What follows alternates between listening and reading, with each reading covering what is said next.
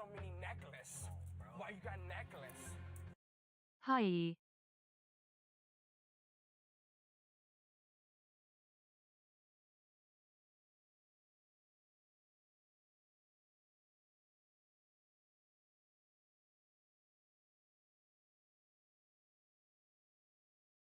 White people be like,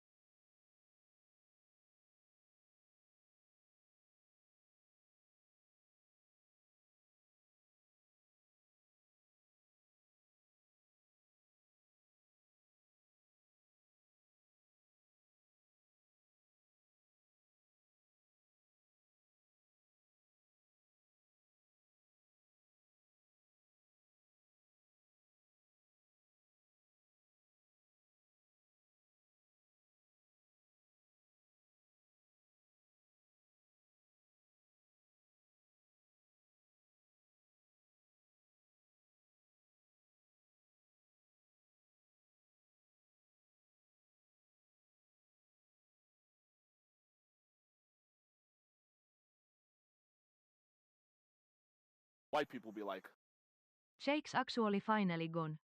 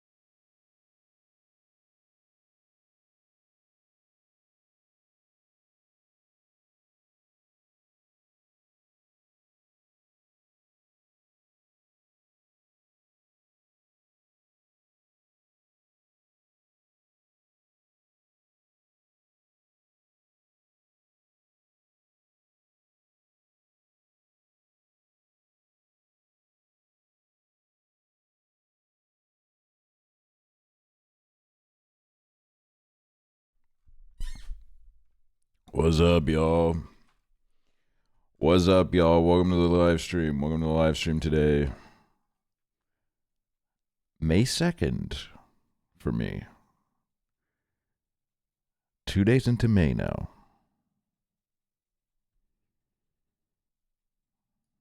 Sorry for calling you a hoe. When did you do that?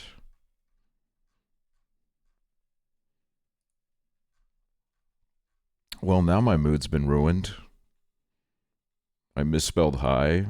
white people be like, Alligator. Well, I guess my night's over.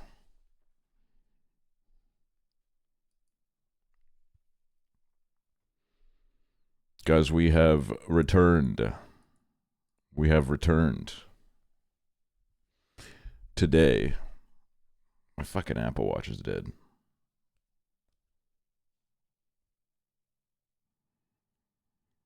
Let me take this shit off. Where's the damn alligator? I'm talking from the stomach of the alligator. I'm coming to you live from inside the big belly of this big alligator. He was nice enough to eat my microphone too, so I could talk to you guys. Chetin mahbeli. Overall, swell guy. You know what my theory is? If an alligator ever like bites me and tries to eat me, I think it's gonna spit me out. I think it's gonna say, "Ew, I don't like this guy. Tastes gross." I think this is not my thing. There isn't a Young Lean album yet. Oh my god, is that out today? Oh my god, it is. It's out.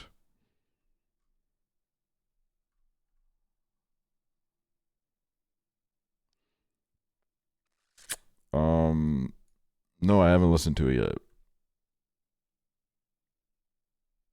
I have not listened to it. Maybe I'll listen to it by myself first, because I want to like lock in for it. You know what I mean?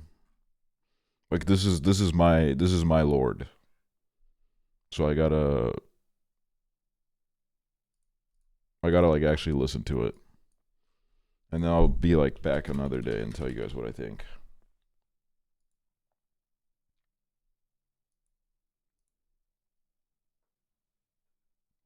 Have you ever eaten alligator? I have not.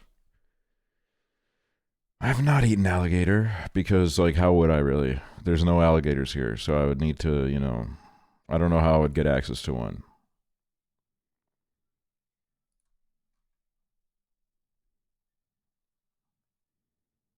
Can you watch the alligator crocodile face off? What is that? I think he would taste like dust. Yeah, honestly, probably.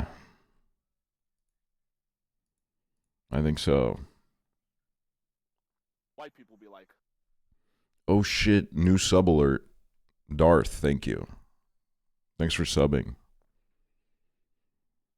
Alligator versus elephant, who wins? Elephant, surely. How the fuck is an alligator gonna do anything against an elephant? There's like no shot. I could see like maybe a stalemate, but like I don't see an alligator winning in any scenario. In the water? Well, that's kind of, you know, I think it would be a bit unfair to set it up in the water. I've seen alligators fuck up shit on land so they can come on land to do this battle. It doesn't need to be in the water.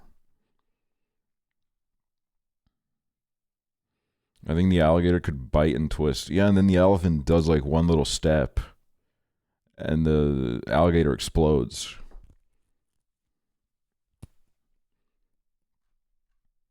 Plus, it has like the little swords on him. He has the swords on him, and he would stab. He would run. Well, even then, it's like the alligator's not winning. I wonder if there's any literature on this. Elephant versus alligator, who would win? In most scenarios, the elephant wins, especially when it's a full-grown adult and part of a herd. The size, strength, intelligence, and social behavior of elephants make them incredibly difficult prey for even the most determined crocodile. Well, this is a crocodile.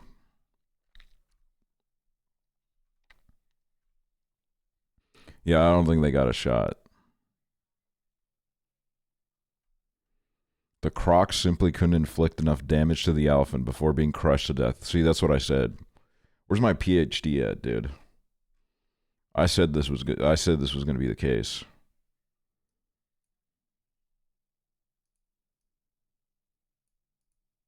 Elephants can swim very well.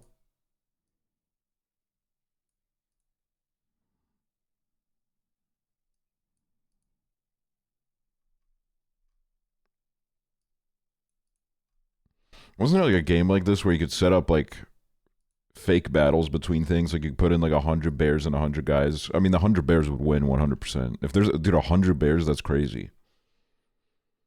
100 bears could fucking take down anything.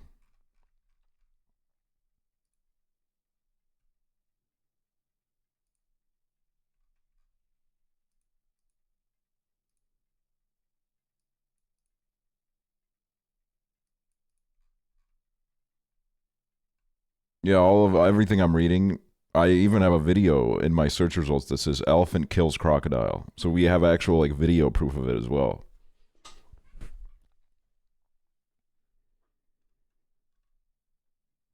There's actual, it has happened in real life. Show? I don't think I'm allowed to show. I don't think I'm allowed to show that, dude.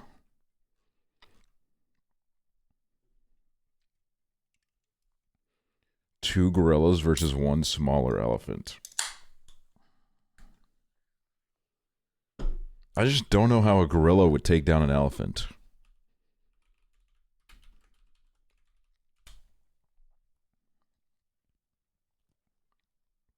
The trunk of an elephant is strong enough to pick the gorilla up and throw it. Dude, that's crazy. They can throw the fucking gorilla.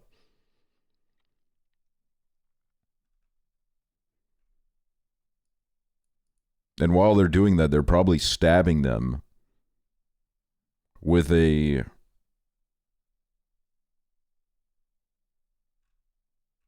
tusks. What a hippo versus alligator. My money's on the hippo 100%. Dude, hippos are crazy. I don't think anything can take down a hippo. Would a hippo defeat an alligator? Even if a crocodile were to grab a hippo's leg and they really don't want to like put an alligator into the mix. It's always a crocodile. Every time I look up alligator versus something, it always goes to crocodile. Even if a crocodile were to grab a hippo's leg and deploy its go-to move, the death roll, it would likely fail to budge its much larger neighbor.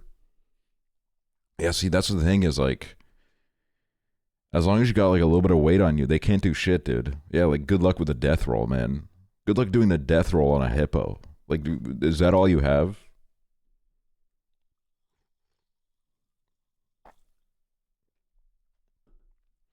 I'd like to apologize to chat for the Slay the Princess wreck last night. Dude, I woke up to a message from Nick today where he was apologizing for recommending that game. That's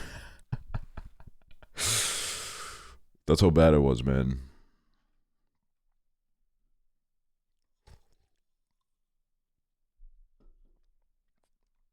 That's how bad it was.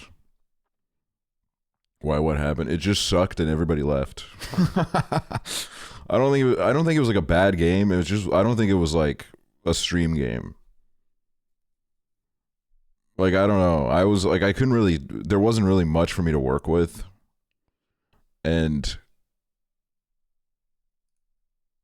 I don't know.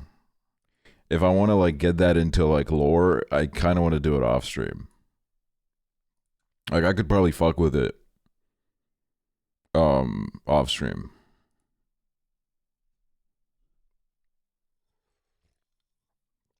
I left because I planned on playing it myself, but hearing this now, maybe I shouldn't. Look, the good news is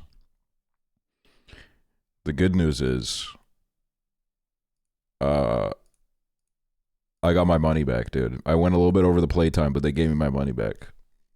Which I would not have asked for my money back if the game wasn't 17 euros, to be honest with you. I think the 17 euro price tag, I'm going to have to disagree with.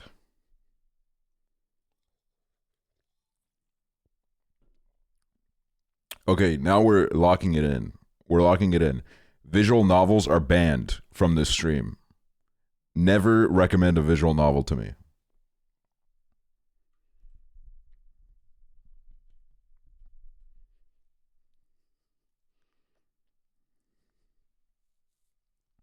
There's just nothing to do with them.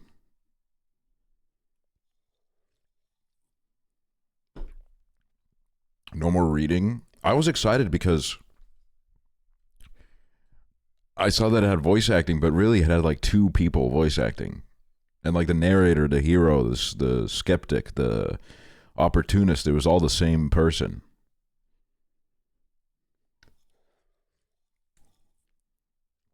So I was like,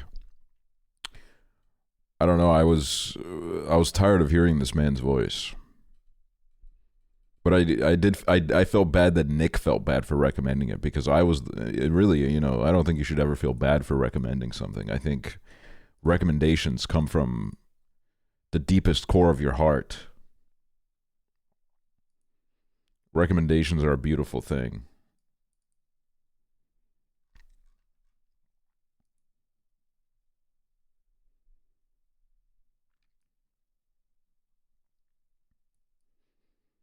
No, it was like top shelf of the heart. Okay, if you're admitting to the fact that you didn't even care about this that much when you spent 2 months asking for it in my chat, then we're gonna have a problem, dude.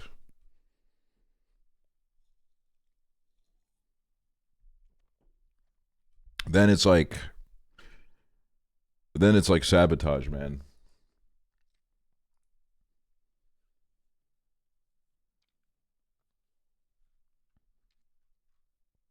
God, I can't believe the new Young Lean album's out. Guys, exciting fucking news, man. I bought a rice cooker. I'm waiting for it to be delivered. But I got a rice cooker. And you know what it has? It's a rice cooker with like a steam basket. It has a little steam basket on top of it, so you can steam little veggies and stuff while you make rice.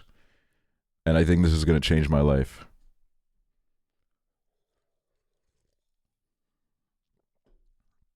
Like, I think it's going to give me like a whole new lease.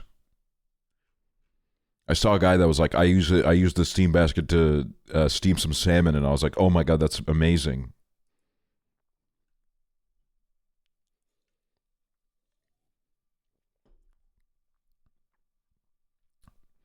So I'm like beyond excited. I have like something to look forward to in my life.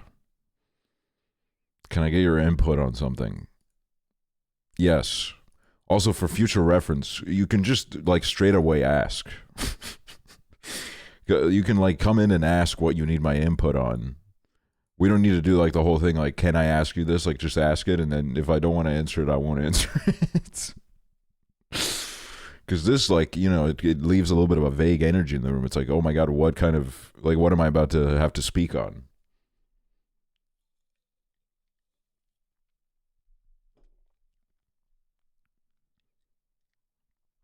Just saw Blue Velvet in theaters. First time watch, and I got there exactly at the starting time, but they started playing the movie 10 minutes early. Okay, that's really annoying. I don't even know what I would do in that situation, but I would be like pretty annoyed. I've never even seen that happen before. Sometimes they push it and they start the movie like 30 minutes after the fucking start time because they're so addicted to running some ads. But that's never really here. That's more in like, I think the one time I had to go that far was in the U.S.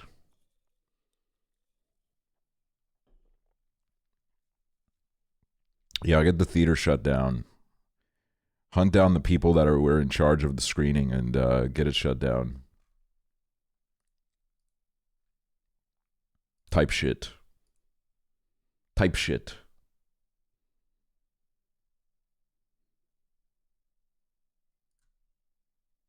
So yeah, today we have to kind of come back, dude. Last night was a disaster. We have to come back, man. We have to play a game that is gonna change lives. There is a game that I want to play. It's a very short game. But I remember saying how I miss Papers, Please. And there's a game that's kind of like Papers, Please, and I want to try that. I think it's like an hour-long game. It's not very long at all.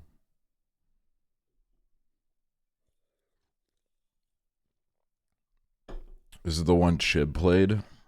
Oh, please don't tell me, man. Please, I don't like the O. Is it bad? Is it a bad game? I'll literally kill myself. I was so excited today, man. I was so excited.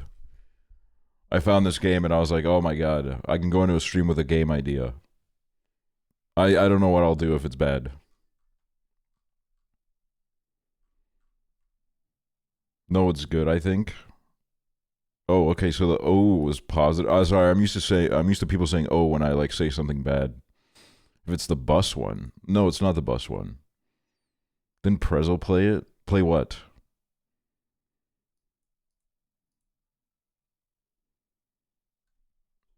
Yeah, misuse of O.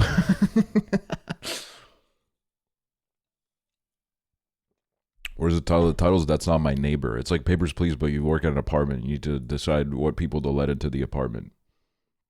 Some people are like fakers, dude. You gotta figure it out.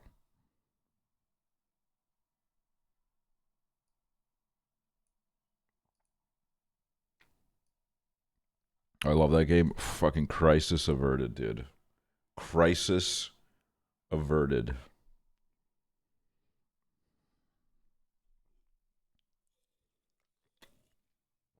Thank fucking God.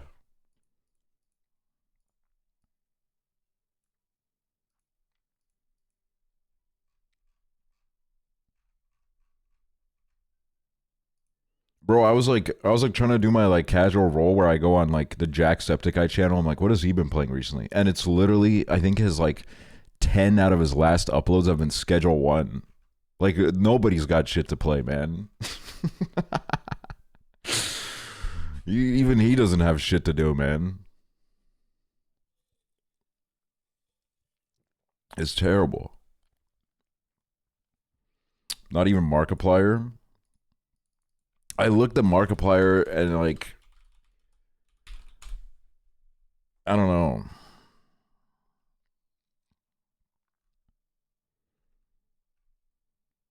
He did do a video that's called 3 Scary Games, but then it's a 30-minute long video. So I'm like, what are these games, like 10 minutes long? I don't understand. Even if it's edited down, like they can't be that long if you fit 3 of them in one video.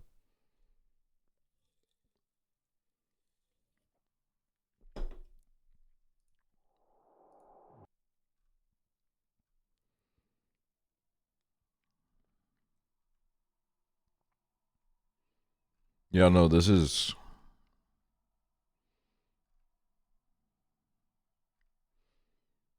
I guess he mostly only does do scary games. I guess that is his thing. I never thought about it. Oh, he did That's Not My Neighbor 2 months ago. See? It's the Markiplier cosign.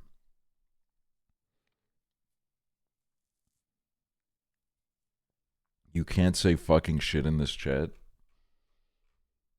You can if you have enough confidence. If you stick to your guns. Did you ever play The Last of Us? I think I'd play... I would play it by myself. I'd play it by myself, I think.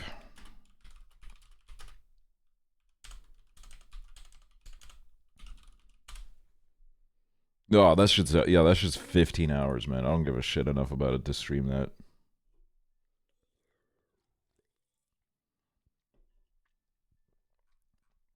Like, I'd be down to do a game like that if I really fucked with it, but the reality of shit like that is like, if you got to do like multiple streams of it, then like you're getting, you know, some people lose interest and other people, they don't want to like join in halfway through the story, which makes sense.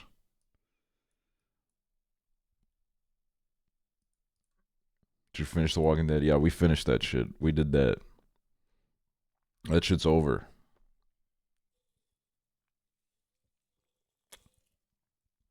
But also, this is kind of like a purgatory period on Twitch every single year. A lot of people have finals and shit, so everyone's busy. So you can kind of do whatever the fuck. Like, most shit will flop, so it doesn't really matter. Like, during this time of Twitch, you're always kind of just waiting for, you're waiting for June. You're waiting for June when everybody gets unleashed.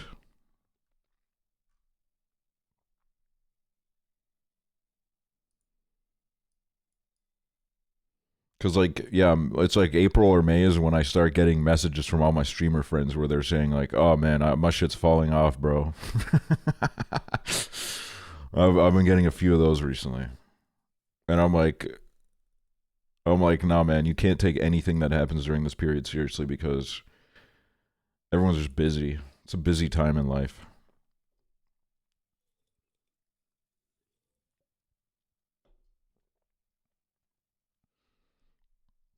I will say this is just kind of like a random complaint.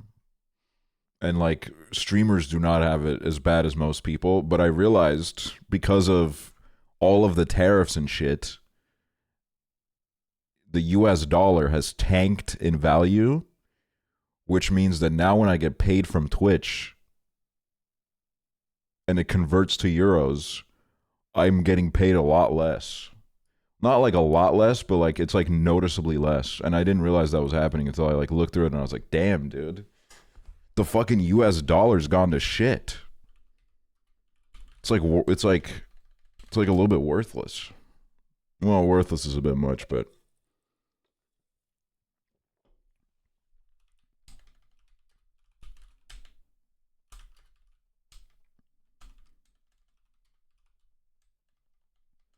look at the charts. Oh my god, dude. It is just like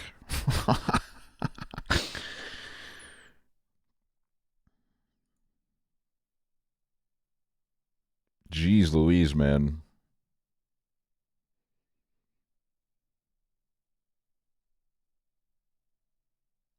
Yeah, in January it was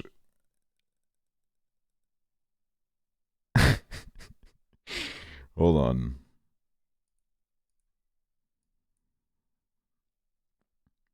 CA data USD is insane right now. No, yeah, it's me and Chibley were talking about it. We're both getting like fucked. Cause like really our income is like remained the same in dollars, but then it hits our bank account and it's just like not the same at all. It's like a fucking nuke went off, man.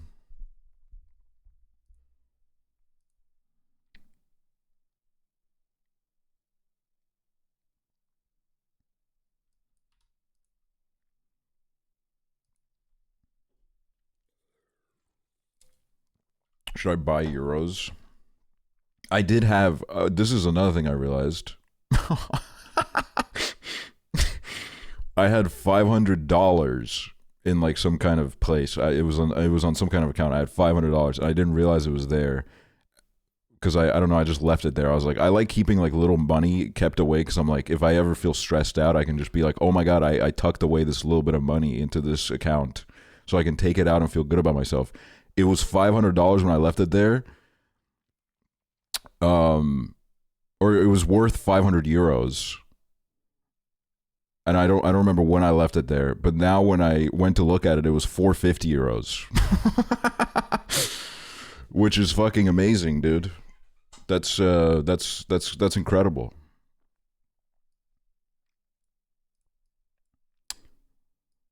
That's fucking like they fucking ate up my 50 euros, man. I could have used that to get sushi. They took a whole ass sushi meal away from me, man. Fucked up, man. Fucked up. But you know what?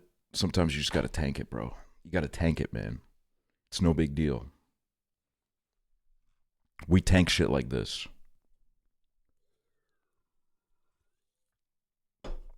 Chill ass vibes today. Ah, yeah, you know. Oh, yeah, you know. Did you see the alligator? Not yet, dude. Not yet. Oh, you guys are going to be disappointed when there's not an alligator, right? Ooh, that's going to be kind of awkward. TBH Chilean pesos have been holding up well. Dude, the euro is like kind of a lit currency. Like, I love it. Oh my god, dude, the chart is fucking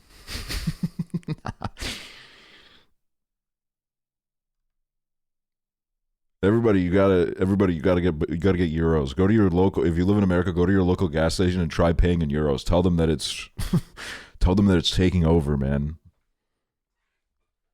Tell them that it's taking over. If they try to reject your payment, just show them the money and show them how beautiful it looks.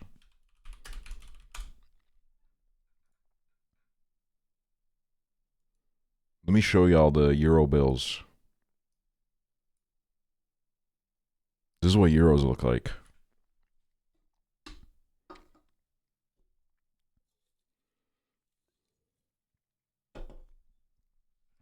It's all like pretty I don't know, it's all like pretty like vague architecture, because I think the whole point of them is that they didn't really want to put anything specific on it, because like a lot of countries use this. So they just put like I think there's like a bridge on one of them that's just like a bridge that doesn't exist, because I don't know, they don't want to like cater to one country specifically. They boring AF.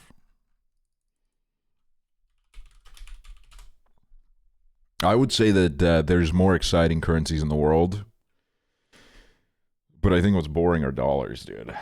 I think dollars had a charm to them when I was like 12. But like, oh my god, this is a fucking HD ass image, man. Like, I don't know, man.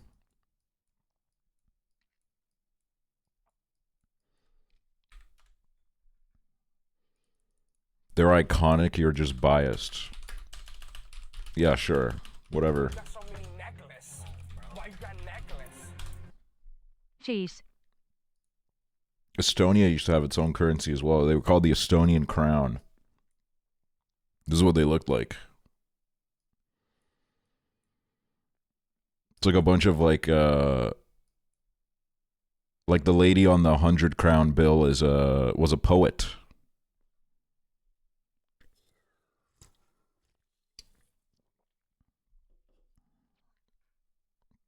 So I kind of love that they did that.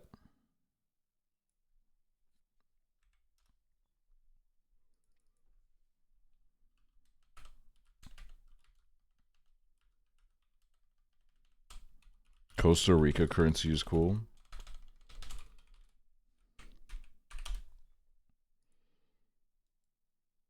Well, they got nice color waves. Good ass colors, man. Especially the 2 mil. That's that looks nice, man. I like that.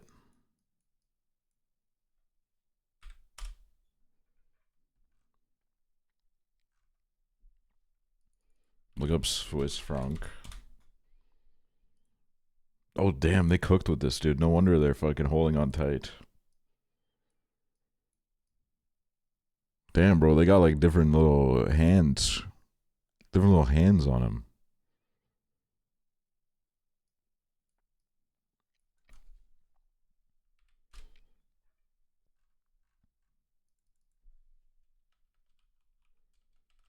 Let me, hold on. What does the Japanese yen look like?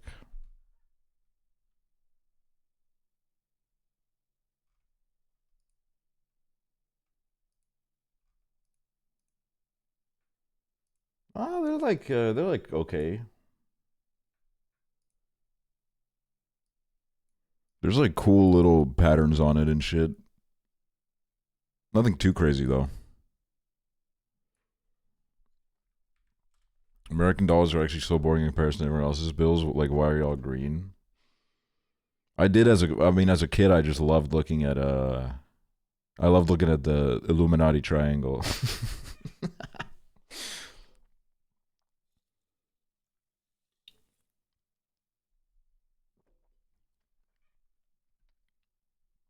Like when I think like it blew my mind as a kid when I was like, oh my god, dude, that triangle is on the money, bro.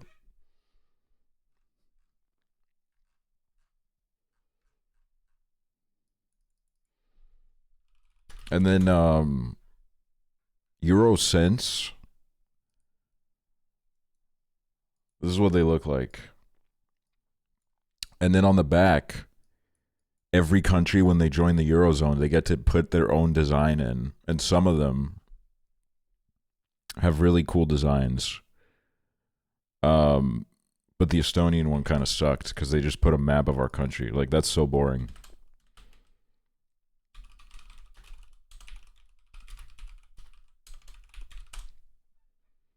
Like, I really think they fucking flopped hard on that.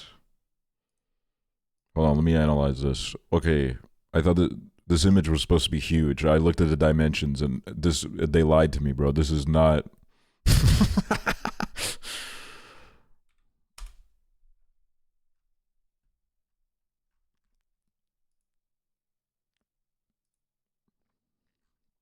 This is not what I was promised. Okay, they got a whole website where they show them.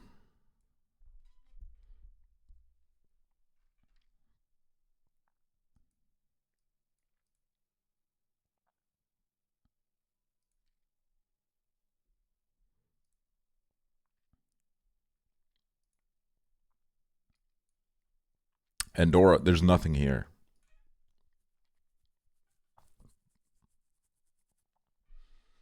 The €1 coin features Casa de la Val, the former seat of parliament. Where is it, dude? Austria's got the fucking Mozart on theirs.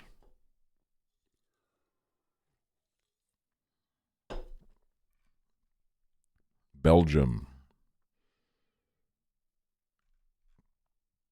Ooh, Croatia put a little animal on theirs. I like that.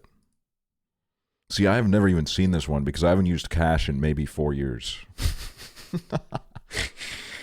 I've not held like a euro coin in maybe 4 or 5 years because there's just no fucking reason for me to. Cyprus.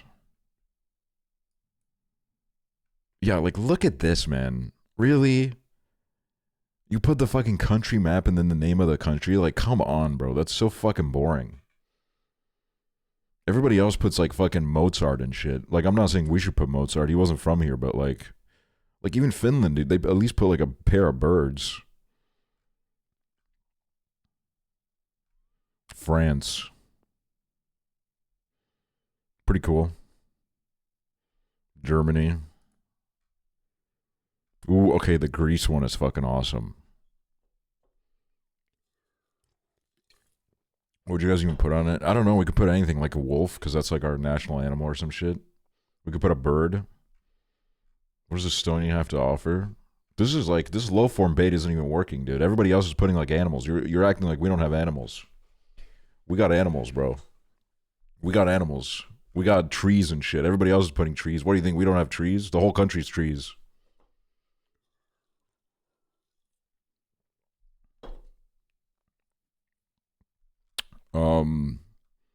Ireland. Okay, they're fucking real for this because you know what this makes me think of? Makes me think of Guinness. If I got this coin, I would immediately think I got to go to the store and buy Guinness. It's fucking genius. Italy goes pretty hard. See, like even fucking Latvia, dude. They put like a folk maiden. Why couldn't we do that shit? We got that too. What the fuck? Bro, fucking Lithuania put a fucking guy on a horse.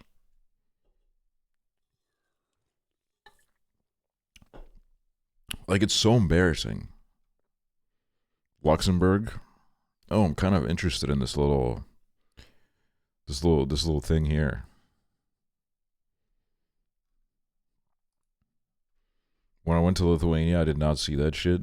Well, yeah, that's because these coins are everywhere. Like, it's like getting a raffle. Like, if you get change back, you get like it was really fun when 2011 when Estonia joined the Eurozone because it was like you go to the store and you get like a bunch of random countries coins and then you would have to like analyze which country it's from. It was pretty fun. Malta, sure. Monaco.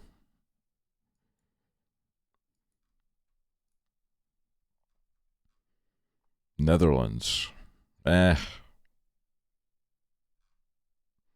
Okay, Portugal. I'll hand it to you, Portugal. That's pretty tight.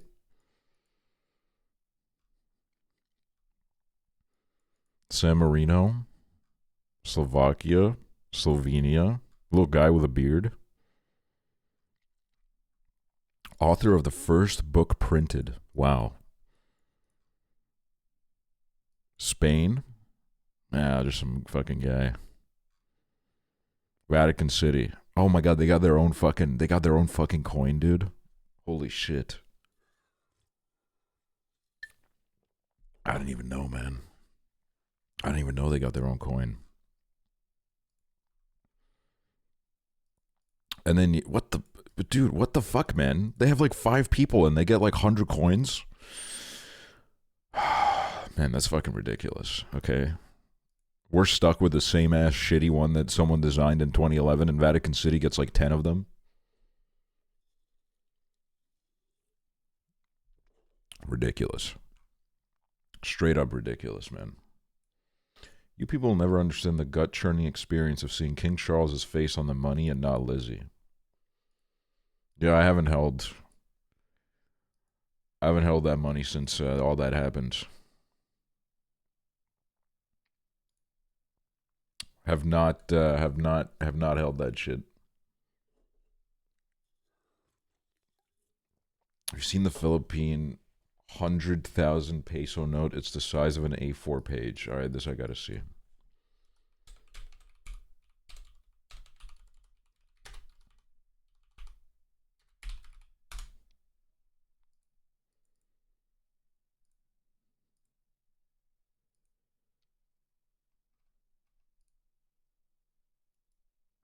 This I gotta see. Okay. What the fuck is Google doing to me right now? This image was also supposed to be bigger, man. Why is it this fucking quality? I mean, shit, that does look pretty big. Even if it isn't the smallest image of all time.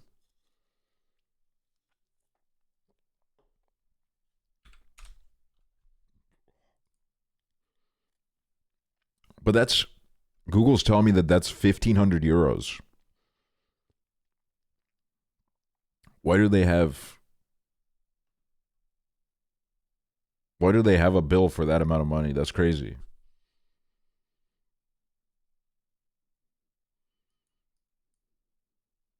Today it is now worth more than 100,000 pesos. This commemorative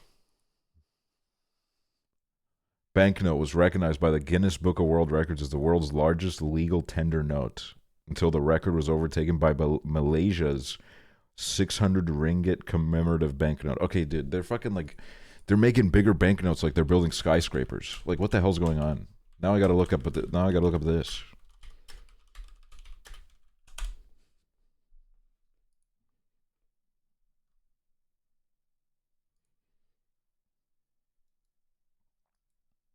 Okay, this one has at least like a guy for comparison.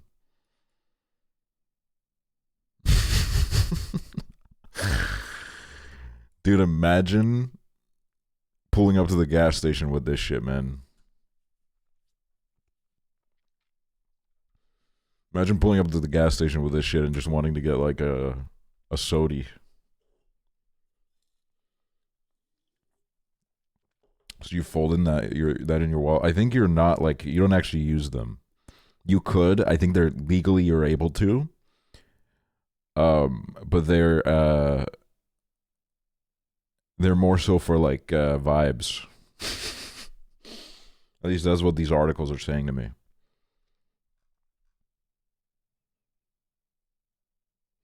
For flexing, yeah, they should. Every currency should do this. They should do like $1 million bill, and it's like a carpet. It's like a carpet that you have in your house. So someone walks in your house and they're like, "Damn, this guy's $1 million." Like,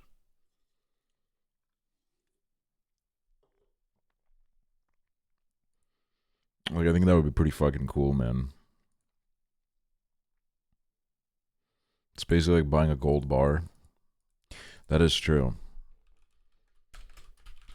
Where do I go if I want to like hold a gold bar? Like, I don't want to buy one. I just want like someone to let me hold one for a second. Can I like go to a bank and ask to do that? Or if I go to like a jeweler, will they let me do that?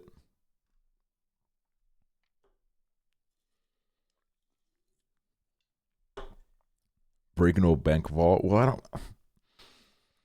don't want to like steal it. I just want to hold it.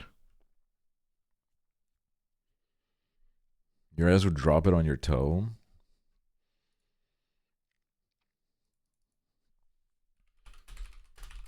How heavy is a gold bar?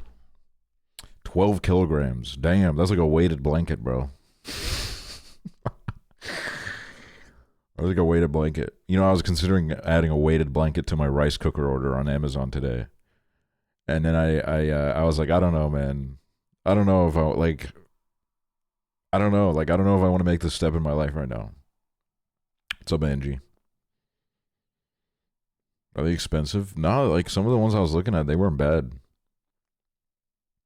They weren't bad, but I was like, I don't know, what if I hate it? I gotta like borrow someone else's. If I have like a sleepover at someone's house, I'll sleep with their weighted blanket.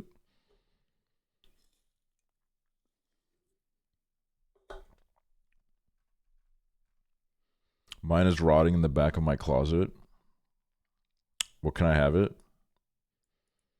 Your ass would say wowee, probably. I need a weighted blanket so bad I've been sleeping with my bag on top of me.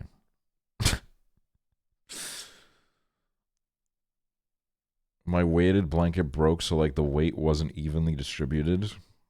Dude, that is ass. Yeah, see, like I don't want shit like that happening either. Ah, it's all too much, man. It's all too much. How does it break? How does that happen? I need to know so like I can let that not happen.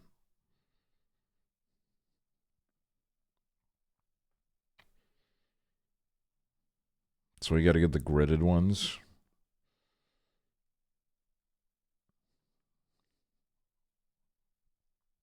They're poorly sewn. What happened to the quality of products, man? That's like how my dad was a denier of like flat screen TVs.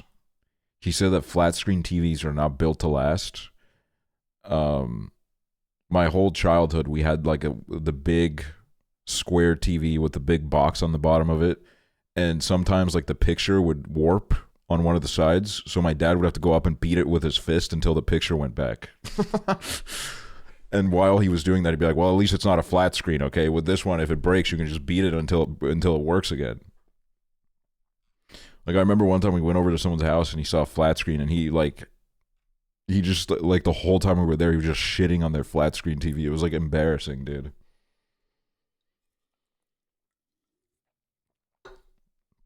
But, like, I guess that's how old tech used to work, man. You would beat, you literally, you could just beat it a little bit, and it would, like, everything would fall back into place.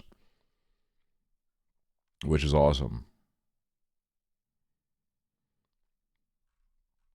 CRTs are actually so annoying. The high pitch ringing is the worst. Dude, I just... Okay, number one, you know, I used to have one of those big ass computer monitors. My mom's friend came over, saw me playing like some kind of game on it, and just like point blank said, you know those give you eye cancer, right? And then I was like, well, fuck. I was like counting all the hours that I've spent on the computer in my head, and I was like, shit, dude, I'm gonna die of eye cancer. Which wasn't cool. But I don't know, like I haven't used one of them since then. I want to use them to see what it like feels like, what it looks like. Because it used to just be like my fucking, like I had one until like 2012, dude. It was embarrassing, low-key. I was only when like my grandmother won the lottery and bought me a laptop was when I like actually got like new tech installed, you know what I mean? What's up, fart girl? Dude, like fucking...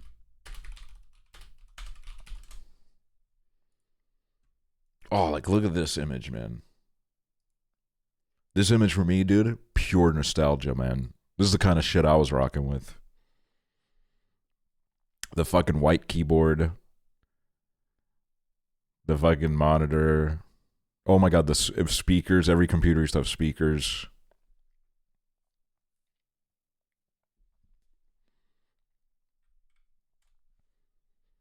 Fucking Windows XP on that shit.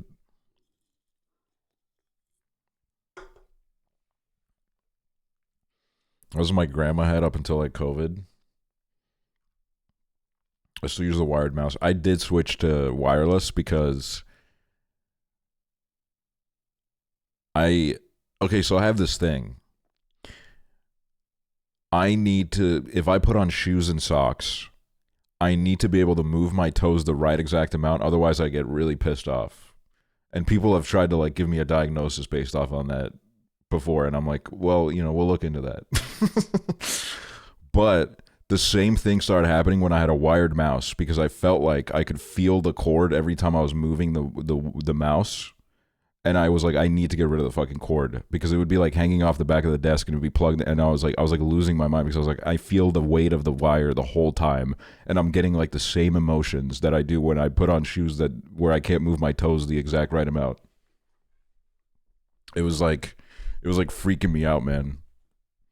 So I got I went wireless with it, and it's beautiful. Did the seams in your pocket ever bug you? Hold on, let me look up what a seam is. My bad. What is a seam?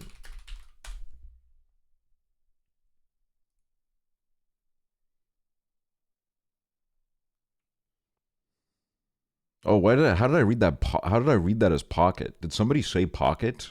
Why did I read that as pocket? No, sometimes I just want to read when I want to read, you know what I mean? Oh, the seam. Yeah, no. Yes, they did. I don't know. My socks need to be perfect. If my socks are not fucking with my feet in the most perfect way, it like just, it's like all I can think about. The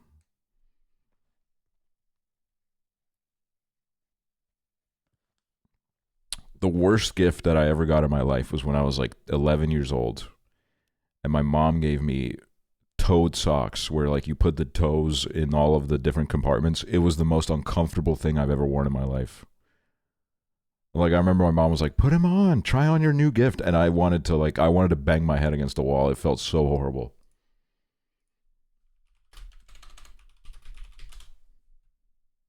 Like I don't even know why these exist.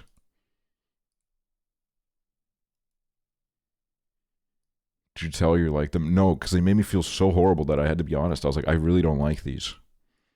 Like, okay, and these aren't even as bad as the ones I had, dude. The ones I had, you had to fucking fit your toes in every single one of the compartments.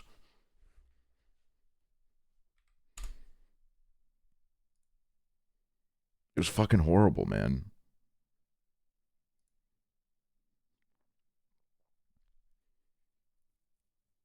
Thong ass sock.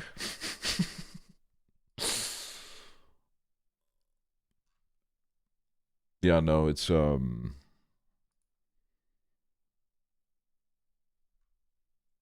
I'm becoming too aware of my socks. See, that's also why like if I'm at home, dude, I'm going barefoot. I like to have my toes free. I like to grant freedom to my feet. I think they need it. They need the peace. Okay, when we're out, they already gotta they gotta be chained, but I gotta give them some peace. Low-key silent viewer but haven't gotten to watch you stream in over a month and I'm so glad I get to watch in real time, Aran. Charlotte Stark, thank you. Shout out to the lurkers. Welcome to the stream. Let me think the other subs we got. I think we got a few. Okay, Phaser, thank you for the 37 months. Darth, thank you for the tier 1. Biggest Boy, thank you for the 18 months. This Kibbles, thank you for the 24 months. Teddy Duncan, thank you for the 25 months. Chloe Vinky, thank you for the gifted sub. And Moon Lily, thank you for the 15 months. You think someone with a foot fetish eyes roll back when their SO take off their shoes and they're rocking the tabby socks?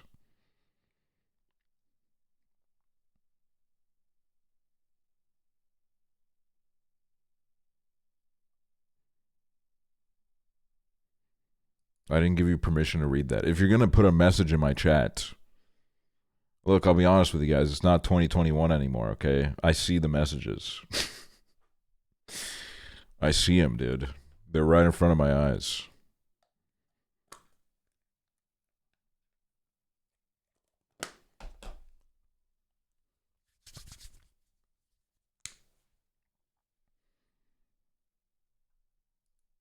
But like, yeah, no, I also like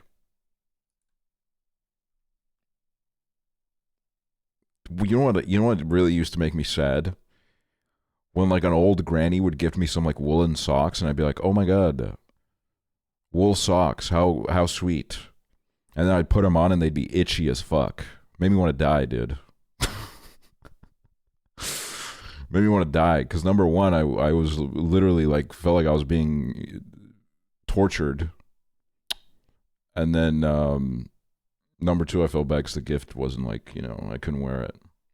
You gotta get liners for wool socks, dude. I swear to God, man. Sometimes they penetrate. The itch penetrates, bro. It's like an unstoppable force. Nothing will stop it, man.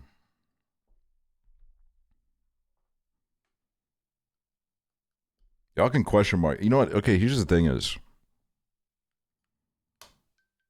I think in the context that I used it in, there's nothing weird about saying penetrate. Because it penetrates what's below. White people be like. But like, go ahead, question mark me. 420 Mars, thank you. What? Okay, man. Like, I don't understand how that's my fault.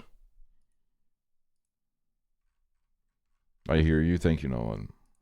At least someone fucking gets me. So we have some semblance. Like, what are you saying? I'm saying why me using the whatever. You know what? I'm not continuing this conversation. You're trying to drag me into a hole, and I'm not following. It's not happening. Ain't no way. What'd you guys eat today? What was the last meal you guys ate? I mean, don't fucking lie. I'll know. I'll know, and I don't fuck with liars, dude.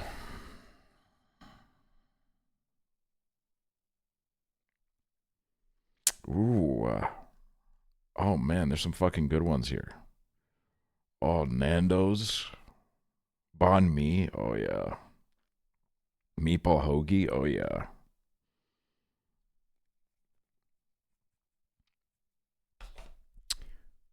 You know, yesterday, after stream, I posted on my Tumblr, I said, been eating a lot of chicken noodle soup. What's not to like? Because it's great. It's like such a comforting food. It's incredible. I love it. Because I've been on a streak of, I've made some myself, and I've gotten some like pre-made ones, and it's just always good. So then I go to this restaurant today where they do like dailies. They do the daily soup. And I look at it and I'm like, oh my God, it's the chicken noodle soup. I'm going to get that. It was fucking mid. It was mid. It was so mid. And it really fucking made me sad. It sucked, bro. I don't know what they did with it. But it just wasn't good. Oh my God, but now that I have a rice cooker, man.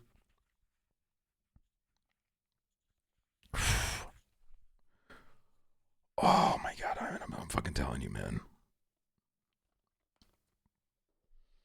I can't get behind the idea of soup. It's not my favorite. What about the idea is like something that you want to reject?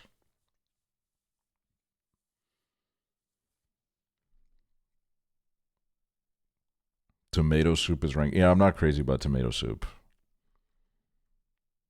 Why am I eating liquid? Because it's yummy. It's yummy liquid and there's things in it.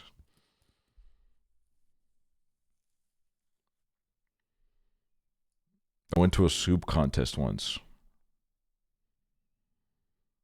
Okay, but beef stew is always so fucking good. Yeah, that's true. Like, I'm not going to drink a hot liquid that tastes like meat or vegetables. I'll just eat the solid meat and vegetables. Oh. Oh. But it's beautiful.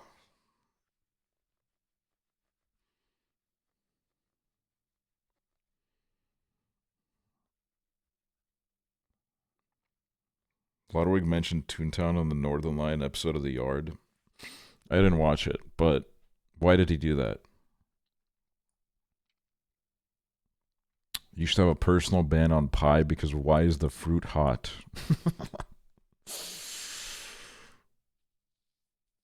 Look, I will say, I understand why you guys give me so much abuse now every time I walk around. Or like anytime you guys see my legs. I understand now, because when I saw that picture of Northern Line and Ludwig, I did feel uncomfortable. I don't know if I don't know. I don't think it's warranted. Like I'm not gonna like go message Northern Line right now and say like, man, you walk weird. You walk weird, your legs are weird. But like, I get it. Like, it's kind of crazy. I guess for me, he really is just like a floating head.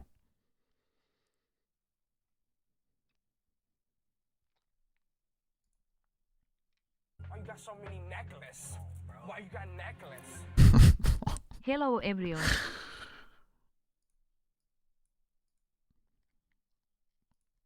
First of all, we got to figure out which person in this picture is Northern Line.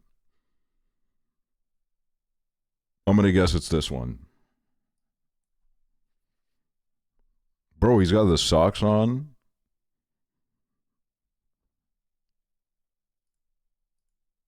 He's got the freaking socks on.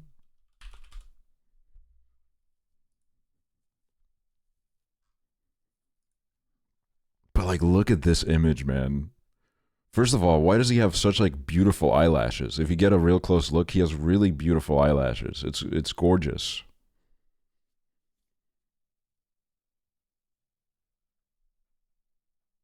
But like, oh, this, I don't know, man. This feels edited. He does have a good head shape. He pulls it off.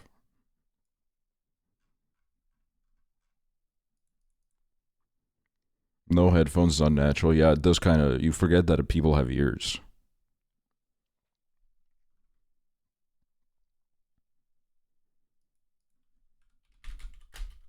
Wait, I gotta see a picture of myself bald real quick to analyze.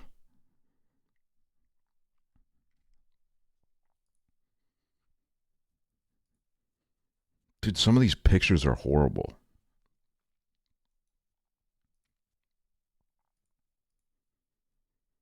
New Young Lean album in 2 hours. It's already out for a guy like me. Young Lean cares about his European viewers. It drops at midnight in Europe. He cares about us.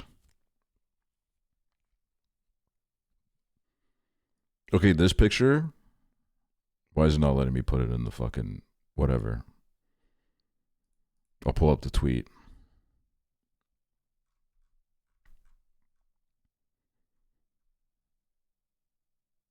Dude, look at my ears, man. I have huge ears. I didn't even realize this.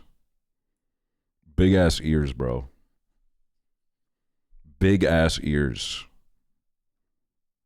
Even I forget that sometimes. I feel like I see myself in pictures and video more than their normal Loki. Okay, like let me be like self-deprecating. Jeez.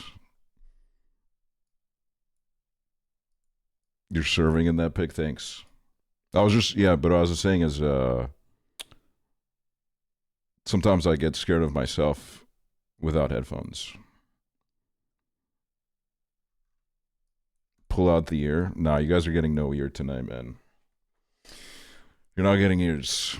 Honestly, looks normal. You are decent and okay looking. Okay, well, this is like, I'm not even fishing for compliments. But those, I'd rather you say nothing if you're just going to say decent and okay looking. You look like a person. Thanks, guys. You know what? You've made me feel really good. You pass as a human. Thank you. Beggars can't be true. I wasn't even begging for anything. I was begging for nothing, dude.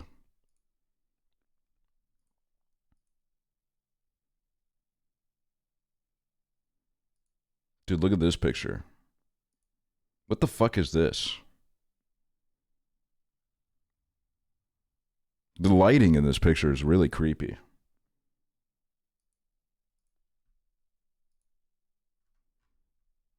Were you bald on purpose? I don't even know what that means.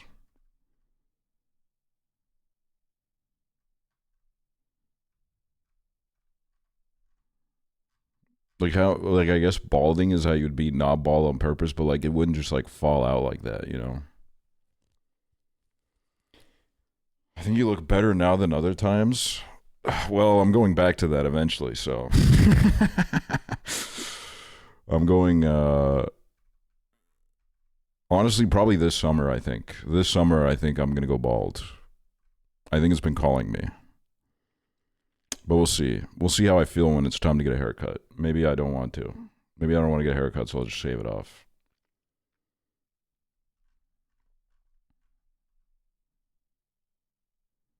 This community is evil because I bet they have 3 photos of you on their phone and they're the most horrible photos we've ever taken. Yeah, you know what? There are some pictures. Well, okay, you're one to fucking talk. I've seen the shit that you posted.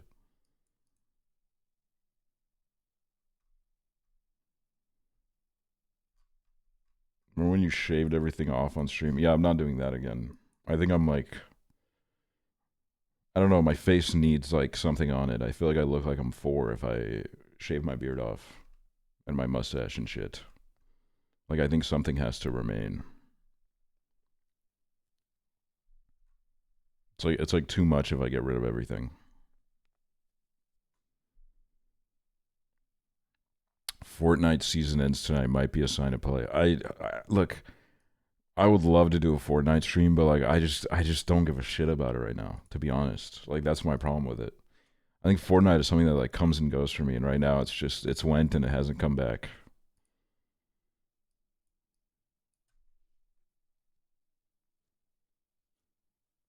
I think you look good bald, low key. I love the word. Sorry, I'm like picking apart every nice thing that someone is saying to me right now, but like I do love when people say low key in a compliment. It's like such a small little detail, but I do love it. But thanks, guys. Appreciate it. I don't really know how to accept compliments, to be honest with you. When people compliment me, I'm like like I don't know what we're supposed to do here. It's called being nonchalant. I think I mean, yeah, sure. Get arrogant or something. I'm arrogant. I think I gas myself up in that way. Stare into the screen for 5 seconds with whimsy. No, now I'm like scared. Like I don't know what you're gonna do with that. I'm like horrified.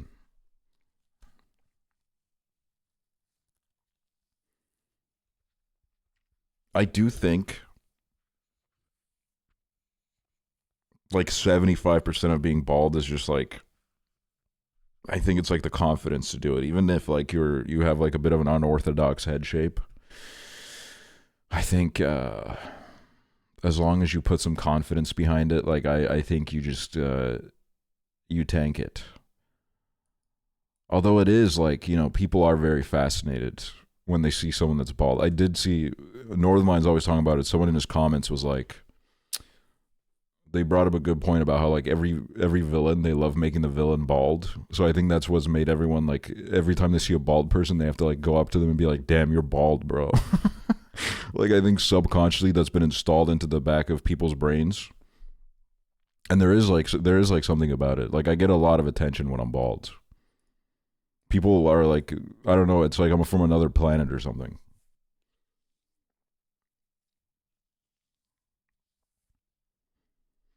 My head is too round. I would actually look like Aga. I think Aga looks great. You know, I've said some mean things about Aga, but it's really never been about the appearance. I think it's been about the character.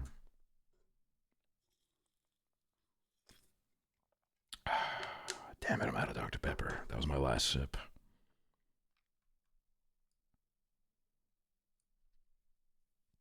You know, it's what One day I'll be free enough to be bald. I think everybody should at least like think about it. I think it like builds character a little bit.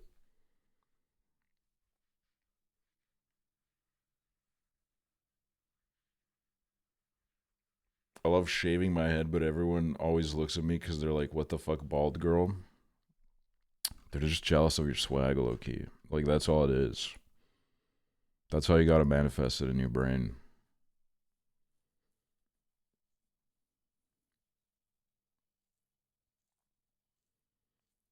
The awkward growing it backstage is where I'm scared. Yeah, that is.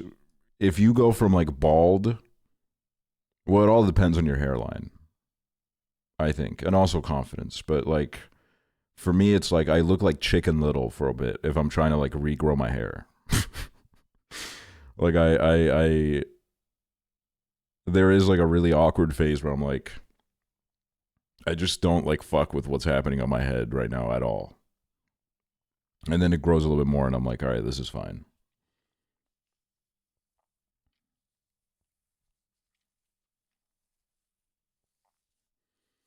Think you'll ever shave the beard completely again? I mean, probably at some point in my life. There's no way like I never go fully bald on my face again in my life, but I don't know, man. I don't think it's like a priority.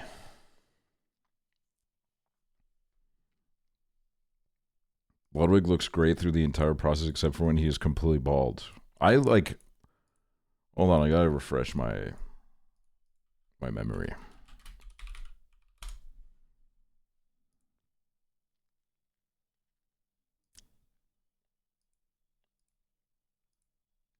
I like. Here's the thing: is I don't think he looks bad completely bald. I just think people are scared.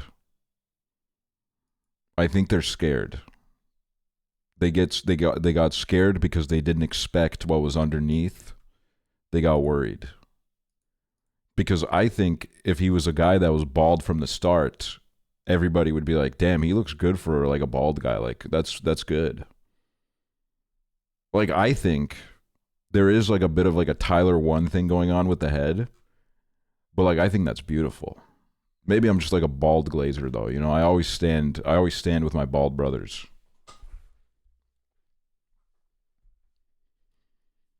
Bald people talk so beautifully about each other's heads. Well, somebody has to do it because nobody else will.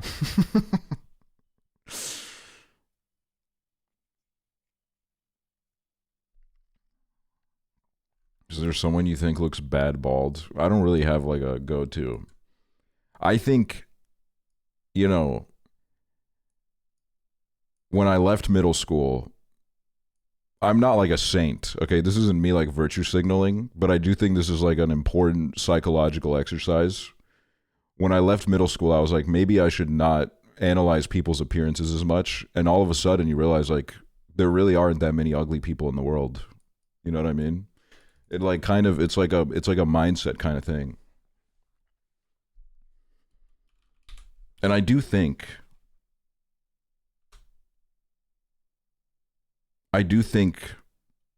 a lot of the ugliness comes from if they're just kind of annoying in like a bad way.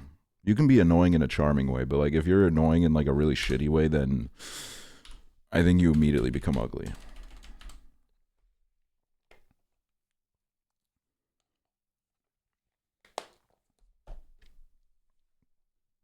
Like I think some of it is just our like natural brains like jumping to that, but if you work on that exercise a little bit, the world becomes your oyster, man. There's so much beauty in the world. And I think honestly what a lot of it came from was like making peace with myself, making peace with my own appearance. And then all of a sudden I was like, damn man, like my mind has become less evil. And that was when I was like 15 or 16, I think. It definitely helped. The word chopped is so scary. I go into fight or flight when I hear it. I do think, I won't lie, there is like a bit of a rancid vibe to people that drop the word chopped all the time. Like I think their energy is bad. I think if they're dropping the chopped word a lot, I don't know. Honestly, the only place I've seen it is Twitter, and I think everybody on that website has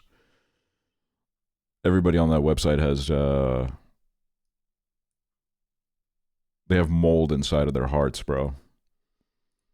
They have mold in their brains and hearts.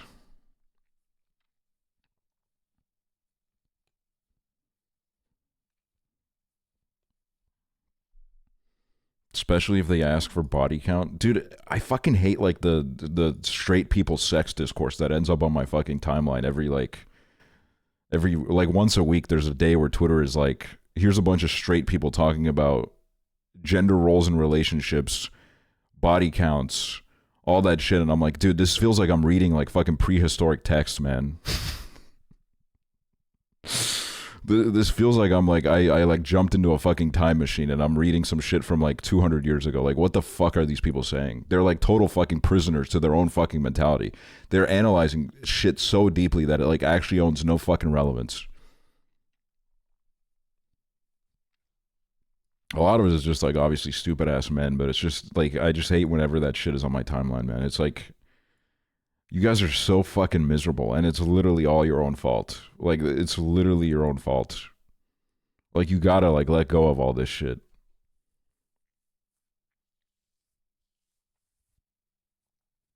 I can't believe that Can Boys Be Friends with Girls convo still exists. I think, I'm gonna be honest with you. If you are going into a relationship with a mindset of, my significant other cannot have any close friends of the gender that they are attracted to, that is their preference, I don't think you will ever have a successful relationship. And if you do, there will just be like a quiet frustration in the air the whole time, because that is like a crazy fucking limit to set. It is insane. And I understand that some people, you know, a lot of it, you know, hurt people.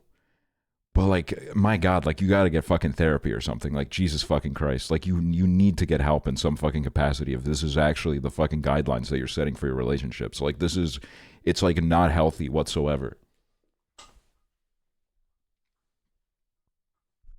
Like, I don't know, man.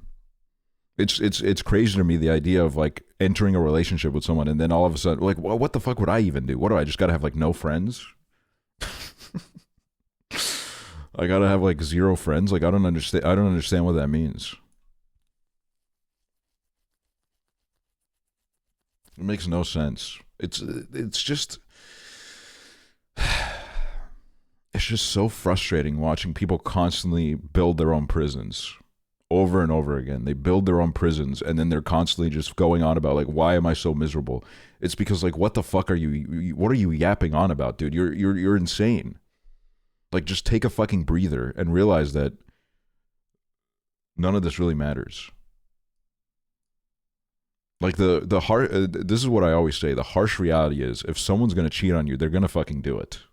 Okay? You can fucking read their texts, you can fucking set these chains on them, but if they're gonna do it, they'll do it. You have to find a relationship where you're comfortable with giving them the freedom to operate on their own free will. And if they cheat, then that's on them. You can't stop it from happening. Like, it's I don't know, man. It's just crazy to me. And I say this as someone that, like, I've been cheated on, and it, like, sucked. Like, it did suck, but, like, I can't take that into, like, you can't bring that onto, like, a different relationship. Like, it's just, it's, like, setting it to doom immediately, man. It, like, fucking, the success rate just goes to zero immediately, bro. Just gotta work on yourself, gotta tell yourself that everything's gonna be okay. There are shitty people in this world, but that doesn't mean that everyone is shitty. You just gotta have faith. You gotta believe a little bit. And then everything will be okay, probably. Maybe it won't. I don't know. Sometimes it won't be, but like eventually. Probably. Things work out, man. But then it's like, you know, literally, like, I think anything that's on social media nowadays. I saw this like conversation a while ago. Someone made a video about how there aren't like spaces for kids on the internet anymore. I do agree with a part of it where I'm like, it is a shame that like things like Club Penguin aren't being made for kids anymore. Cause like, you know, it was like a fun thing. Has there ever been, low key? I mean, look, I think there's a difference between what I was doing as a kid and what kids are doing now. Cause like I was going on like, don't get me wrong, I wasn't going on like the greatest parts of the internet, but also like I wasn't being force fed like fucking Andrew Tate TikToks and shit.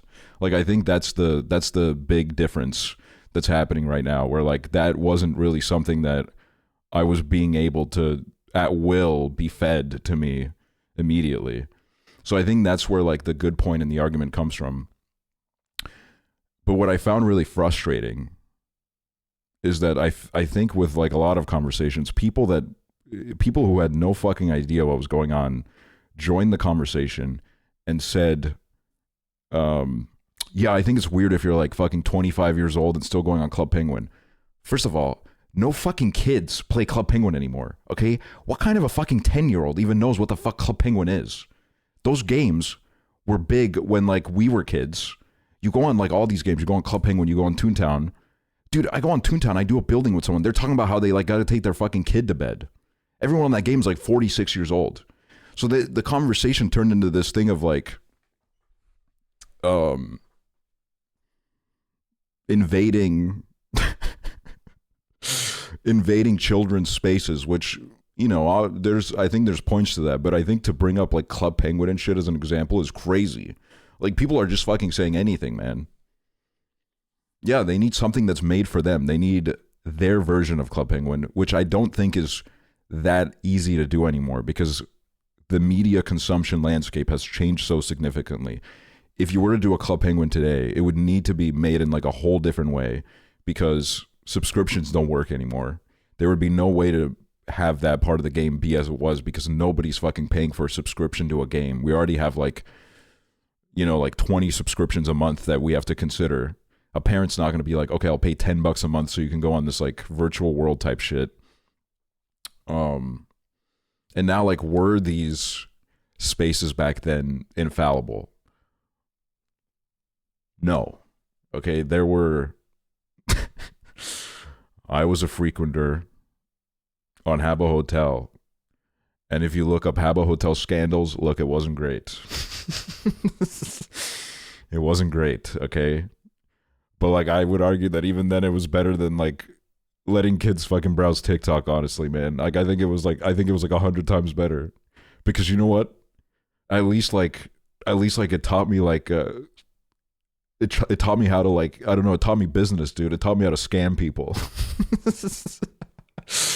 It taught me how to like it put a little like taught me like a sense of danger, man. When someone was trying to like rip me off, I learned that at a young age. Okay, I learned that at a young age. I never really ran into any pedophiles on Habbo Hotel, thankfully, but I have heard, you know, I've read articles about how they were there, they did exist, but I managed to avoid them, thank God. So yeah, that's kind of a sad part. But like I don't know. I guess with like Roblox, I just feel that the argument where it's made like it was like a lot about this around Dress to Impress, where people said like you shouldn't really play Dress to Impress if you're like older than 14, which I think is like a stupid thing to do. I think you're taking the responsibility off of Roblox. I think Roblox is the one that's got to keep their shit in check. They got to like do a better job at like separating the fucking kids from the adults. Like I think that, and also like creating better fucking safeguards. Like I don't think, to be honest with you, even with like the ID system and whatever the fuck they had, I don't think Roblox needed voice chat ever. I don't know why the fuck they added that, to be honest with you, just from like a safety perspective. Like I don't think that was like really an update that they needed to do at all. And with Roblox, it's like, I guess it boils down in my mind to a discourse that it does not amount to anything. Saying that if you're above like a certain age, you shouldn't log on to Roblox. This doesn't fix anything. Nobody's gonna fucking listen to you because it's kind of a dumb thing to say. So it's like we're just yapping for nothing. You know what I mean? Like there's no end goal here. Um, like I do agree, like, you know, if you're probably a little bit older, you should keep it in mind a little bit that like maybe who you're talking to is a little child. Take it a little bit easier, you know, don't get too crazy. But like, I don't know, like this whole like, oh my god, don't fucking log on to Roblox ever again. I just think that's so stupid. And I mean, obviously I'm gonna have that belief, man. I play Roblox on my stream, but like you could say the same thing about Fortnite because kids are on there too. Yeah, you could literally fucking say that about anything, I think. Like just fucking use some common sense. And these websites got to get their shit together. Like these websites, like they gotta like fucking they gotta like lock in a little bit.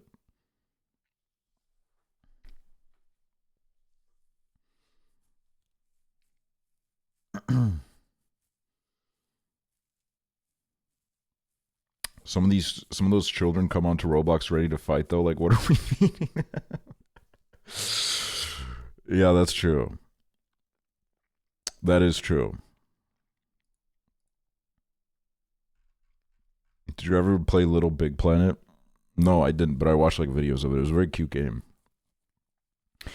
Imvu was wild as shit back in the day. I'm convinced that Imvu back in the day was literally just like a bunch of kids saying that they're 27.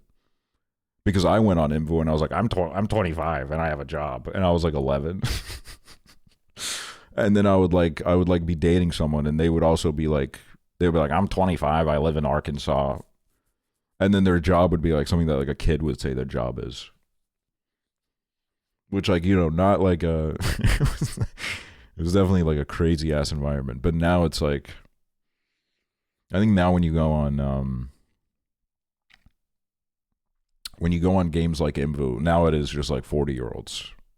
It's like 40-year-olds with really big asses. It's the same on Second Life, where they always give their character like the craziest fucking ass that you've ever seen in your life, and it's so funny. Do you think the internet kind of distorted people's perception of kids? Most of them are okay, like they'll quote squidbid toilet and play Fortnite as chill. Yeah, no, I think some of them are I think most of them are nice. But like some of them, it gets scary because like the way that they talk, the things that they say, I'm like, you know, like don't get me wrong. When I had a Facebook account when I was like fucking like 11 or some shit,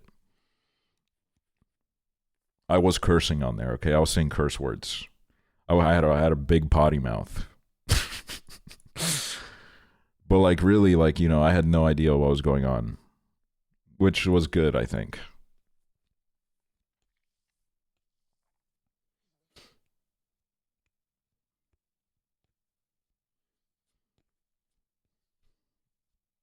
Why did none of our parents look at what we were doing?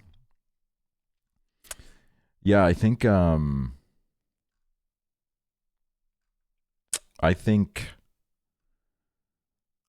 always think about it in a way of like, you know, my activity probably should have been monitored a little bit.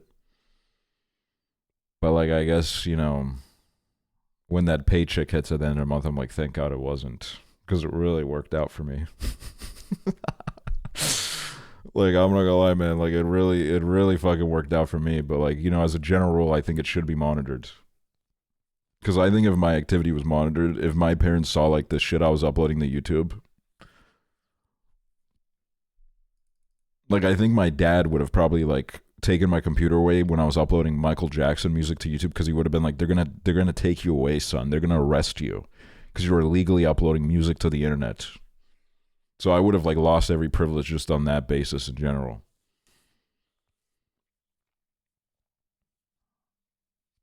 I challenge you to a fight match. 3 rounds, bare fist, no protection fight. Like, no, man. Why would I do that? I have no interest in fighting you. Like, why would you even ask this? I'm not doing that.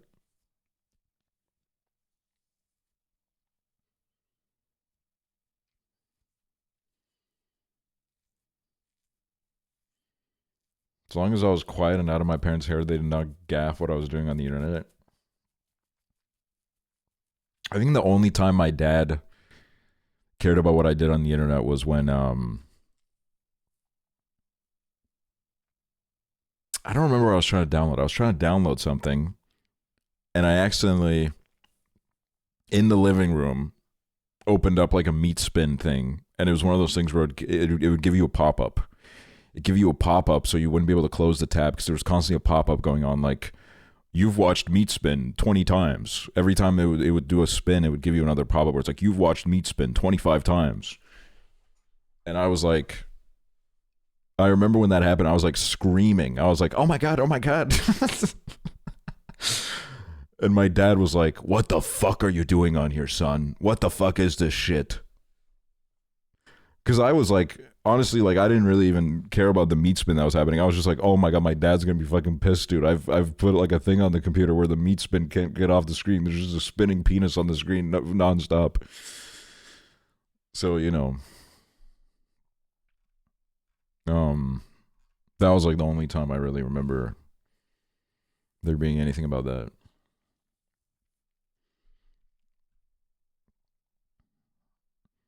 I was joking about fighting. I could not physically fight you. I'm sorry. Damn, man. I thought you were serious. I thought you were so serious, man. No, man. Damn, man. I really thought you were serious. I love you, bro. If I see you IRL, I'd get you a coffee. Damn, man. I thought you would beat me up. Montana's, thank you. Grandma Soup, thank you. 420 March, thank you. Subbing to Actually stream in the airport. Have a safe flight. My dad banned me from watching iCarly and Victorious because they said, oh my God, like he was never around, so I watched anyways. I didn't know. I had no idea that oh my God was considered like by some religious people that like you shouldn't say that until I was like 16. And then I said oh my God around someone that was very Christian, and they were like, you shouldn't say things like that. And I was like, what? I like literally had to like scroll back like the last like 20 sentences that I said because I had no fucking idea what that was about.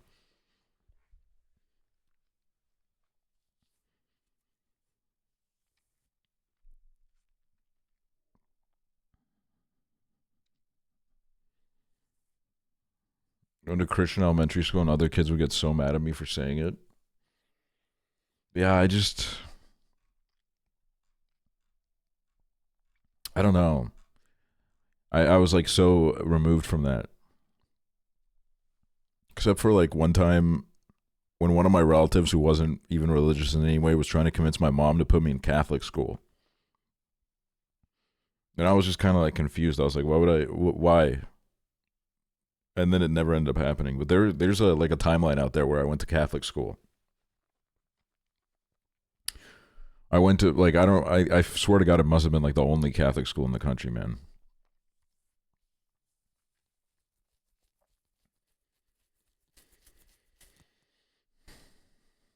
My BFF had a younger sister who was like 6, and she said, oh my God, and I started acting really offended and made her cry when I said that I was going to tell her mom.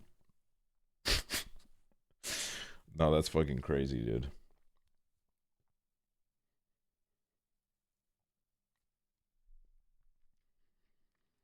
You would have grown up with Catholic guilt. Yeah, I don't know. Like I don't know what kind of impact that would have had on me. I don't know if it really would have worked out. Like, I think I definitely would have switched schools pretty soon. I don't know. I had a teacher who was an ex-cop, and she got really mad at me for calling her a cop. Said it was a slur.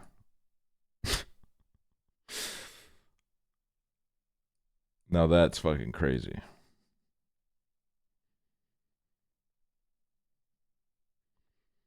So glad my mom didn't give a shit about religion. It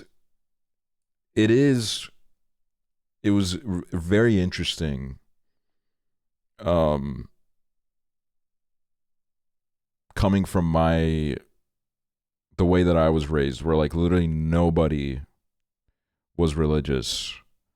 And then like a Christian kid came to our school and he got bullied for being Christian because like that's how like it was like a small village school. Like they'd never seen anybody that was religious before. It was like crazy. It was like new content update just dropped.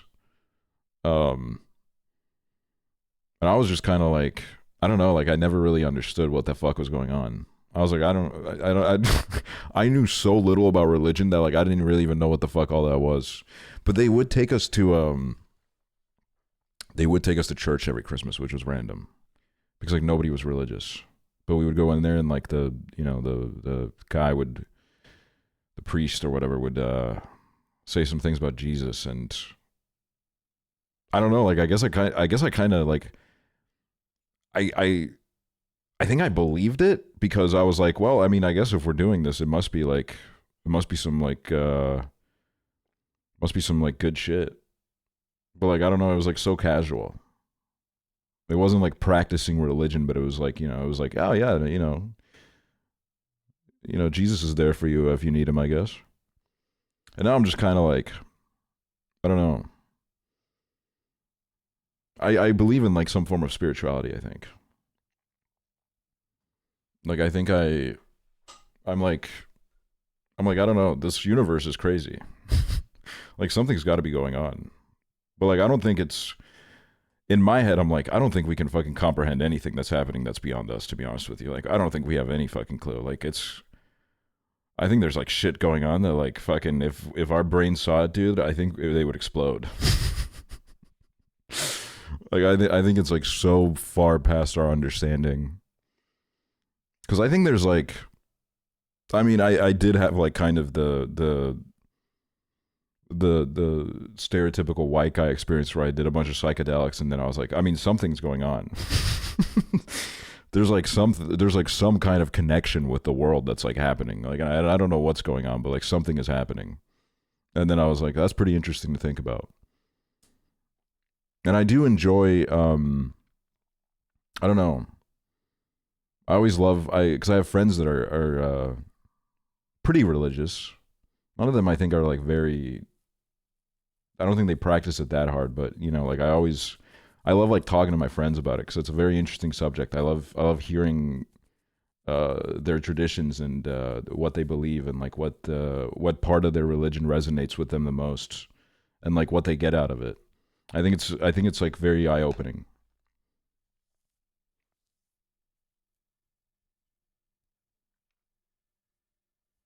I think it's okay to have religion, but some people, especially Christians, act so weird about it. I think Christians do have like, I think Christians you gotta like come to terms with the fact that you are existing amongst a bunch of people that your religion does not have a great history with.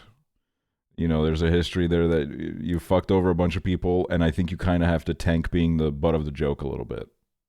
Like I do think I think that's just kind of how it goes. If there's like a big history behind it, you just kind of have to tank it a little bit, which is why I don't know, like I was a little bit shocked at like when Slushy Noobs did the thing and everybody was really mad. Like I was like, I don't know, like I think do what you want and like believe what you want, but like tank it a little bit, dude. You know what I mean? Tank it a little bit. Like you kind of got, like the whole institution is low key like built after your shit. So like just tank that shit, man.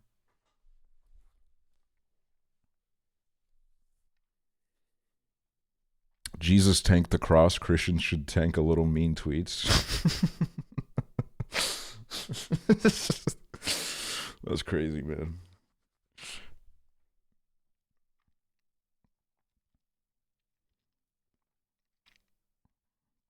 I do think that when I went raving with that one guy that was bunking with Luke Horns, was in the same like Airbnb as Luke Horns. It was like it was like a bunch of rooms. When I went raving with that one guy, and he tried like converting me to Christianity in the middle of the rave.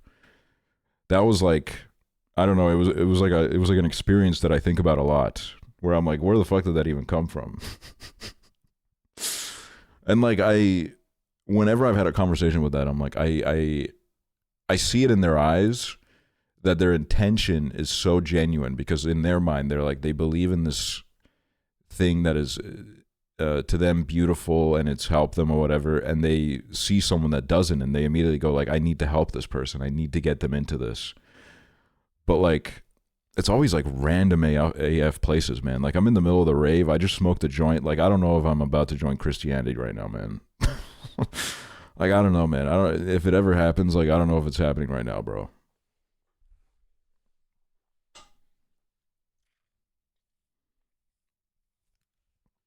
It's but also the way that he did it was like so funny. Like him saying like so like, why are you not fucking with God and shit like that? And I was, because he was like, he didn't speak Estonian, he was speaking to me in English, and I was like, that is just such a funny way to ask that question. Because he was like so genuinely like trying to put me on, but like the way he was asking the questions was so funny to me that I was like trying not to laugh.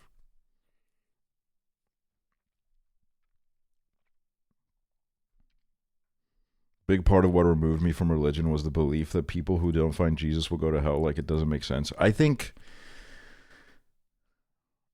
whenever I've explored it and been like, this isn't for me, I think is when I realized that everybody, or like, I think a lot of people, some maybe, take some scriptures that apply to them and then ignore other ones that maybe they're, maybe they're committing a couple of sins.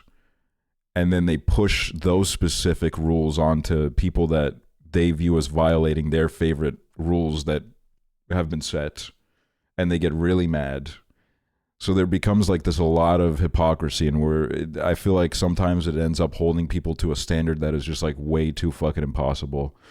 And everybody's like kind of doing something, and like, I mean, as human beings, we are very complex, and there's like shit baked into the books about it.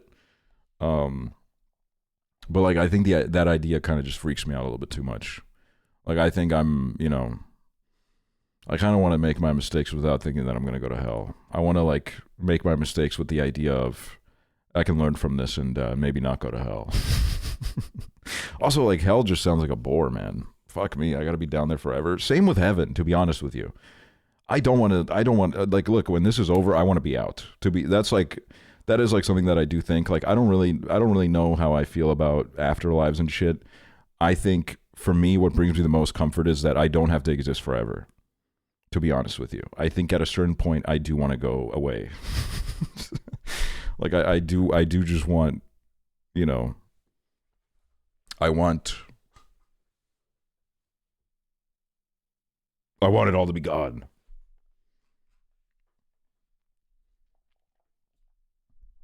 You have to meet up with chatters when we all die. Okay, like, that is crazy. If that's what the version of afterlife is, where like I get put with my chatters, I'm like, I don't know, man, this is kind of crazy. Like, I don't know what kind of system we're living in where like this has happened.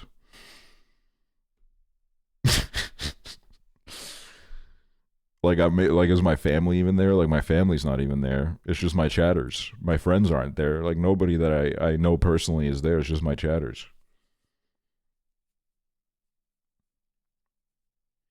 Afterlife is just TwitchCon. See, like that, like, at that point, I'm like trying to find a way out as soon as possible.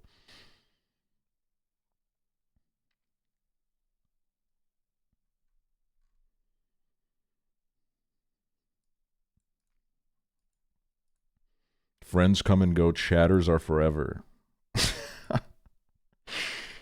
Yeah, totally.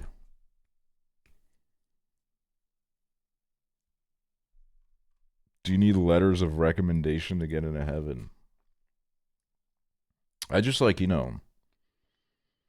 there are like, I've seen like certain clips of Pope Francis and the way he talked about heaven, and I'm like, he did like kind of try to take like a little bit more of a rational approach to it. In some cases, at least. I don't know. I haven't read his whole like fucking life story. I don't know everything that he's ever said, but like, I've seen a couple clips where I don't know, there was like a little kid that asked him a question about his dad dying, and his dad didn't believe in in God, but like he baptized his kids or something. And he was like, the kid was like crying, and he was like, "Is my dad like gonna be led into heaven?" And Pope Francis was like, "Oh yeah, sure." So I'm like, that's like, you know, that was like a pretty good ult from the Pope. I won't lie, like that was pretty good.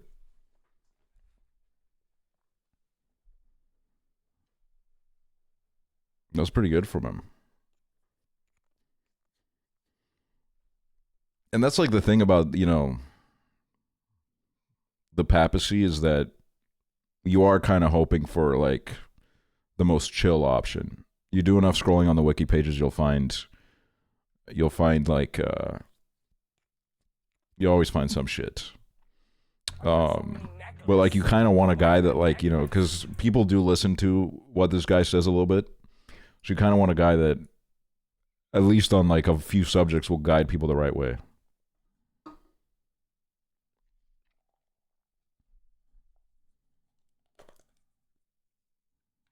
So like I got like, I think they're like starting that shit soon, dude.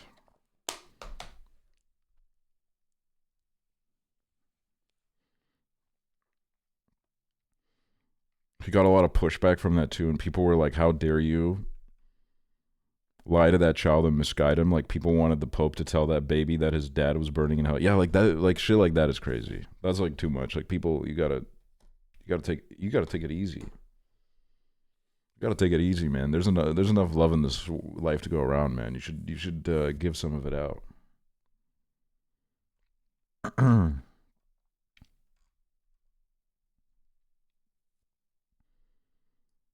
But yeah, like every opinion that I have on religion is so like it's so far removed from it just because of the country that I grew up in. Like it was not in the picture here at all. It was just like, it was something that I started learning about when I was older. It was like very briefly touched upon in school. It was like very like surface level shit. It was like, oh, there's, you know, there was Jesus Christ. There's this religion. There's that religion. So they didn't really even like tell us about what the hell is going on in the world.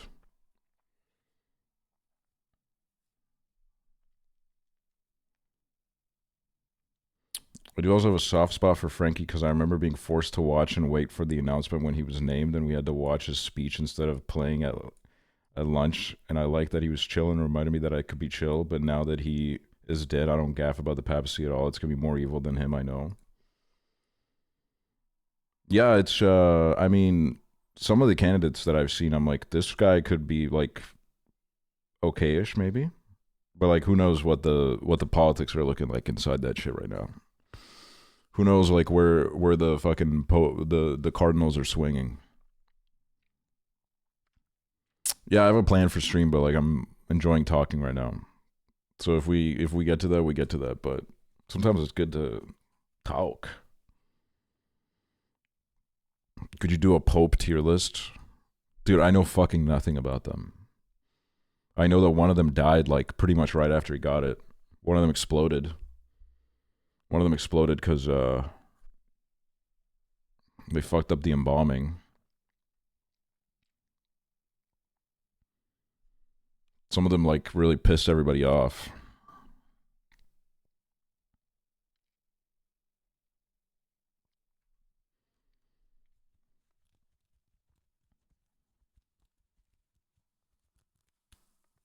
I love when we do just chatting. Yeah, I know you guys love it, dude. I know you guys love it. I know the fucking viewer count dwindles when I open up a game. Which I love just chatting as well. The only problem with just chatting is like I'm like not really enough of an interesting person to like fucking do it too much. Like I run out of shit to talk about sometimes. Sometimes we just gotta like we gotta play a game, you know what I mean? Do you ever get sick of so many people's opinions? I do. I do. Because I think, not in the chat. Sometimes. Okay, sometimes I do in the chat. But in general, yes. Because I think if you don't really know enough about something, I think it's okay to stay quiet. And I think there's too much of pressure that everybody feels to just immediately talk about everything and have an opinion on everything. If I don't know something, if I haven't looked into something even like at least a little bit, I just don't I don't talk about it. Because like why would I? I have like nothing to say. Everything that I know is probably like, you know, I haven't even like fact checked the little things that I know about something. So I think it sucks. And we're just constantly being fucking bombarded with these opinions all the time. Going around in circles, having different debates about shit that like just doesn't, in my opinion, amount to anything. Like the whole like pan versus bi. At the end of the day, does it really fucking matter? Does any of this shit fucking matter? It doesn't, okay? Especially in like such a time where like everything is under attack. Like why the fuck is this debate even being had? Like it doesn't matter at all. Like just fucking let's like fucking band together a little bit, please. But like I also feel like so much of it is just online shit. I don't know a single queer person IRL that like is down to have that conversation. Like so much of it is just online shit, and all of these conversations are being had as if they have any fucking ramifications on the real life, and they don't. They just don't. If you go outside, there's so much serious shit happening, man. And like in real life, man, you meet any of those motherfuckers, it's like you meet another bisexual in a club, it's like, dude, we're brethren, all right? We're siblings, dude.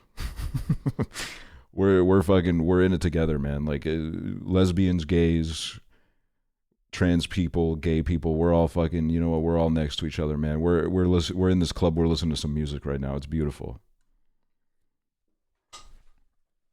Like it just like at a certain point, I think it's just like it is like a little bit of a. I mean, like I've been in leftist spaces for, I guess since like 2016, 2017. I was living out before then. And I will say, like, after almost like 10 years of it, I am so jaded of like the constant infighting. Because I think sometimes it's just so counterproductive to the cause, man.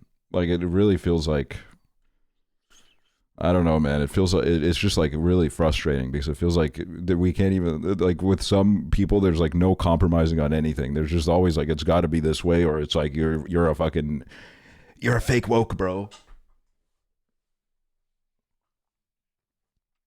So much of it is started by feds, I'm convinced. Dude, I saw like a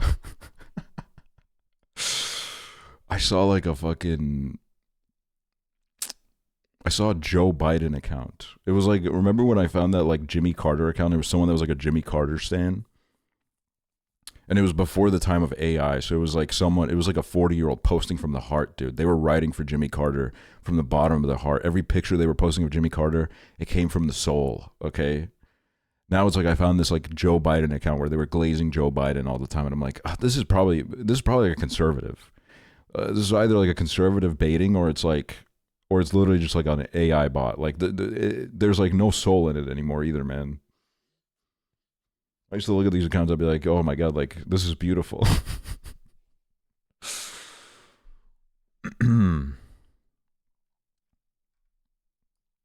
Like I think, and this is, you know, I've just found it so frustrating.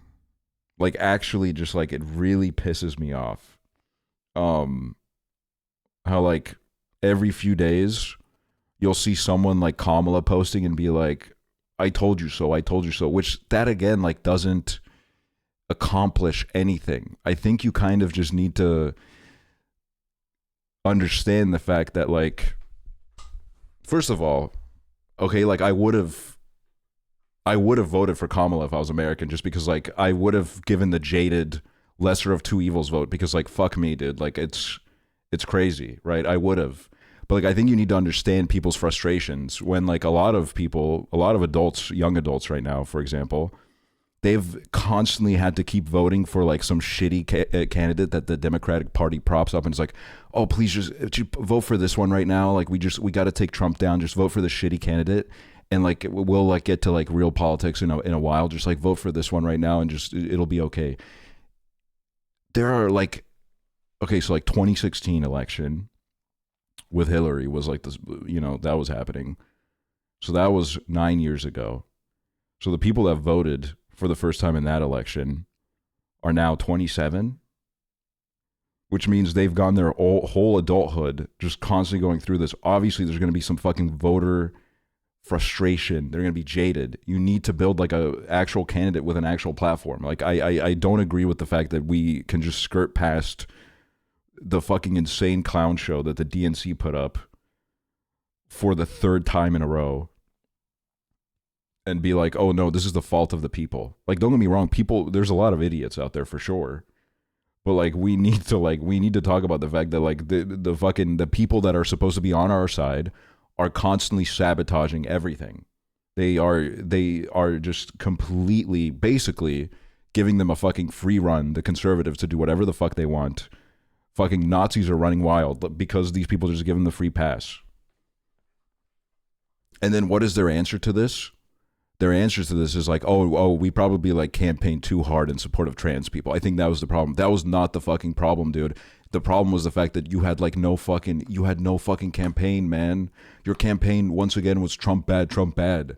We know, dude. He is horrible. He's really bad. But like, you gotta like, what are you gonna do? Like, what are you gonna do? You gotta give people an idea. You gotta give like people like something that motivates them. You know what I mean? Like it's the same in my country too, where it feels like every time I've voted, I'm just voting for someone that I'm like, oh, at least this isn't like the Nazi. You know what I mean? And it's exhausting. And every person that goes into politics that tries to do differently, they just get like fucking eaten up by the system. And it's just so fucking exhausting. It's so jading, man. It's crazy. Yeah, they like the Liz Cheney on the campaign trail is crazy. Like, I don't know what the fuck they were cooking with that shit, man. That is crazy. That is just insane to me, man. It's just sad. It's just sad. And now we're in this situation, and it fucking sucks.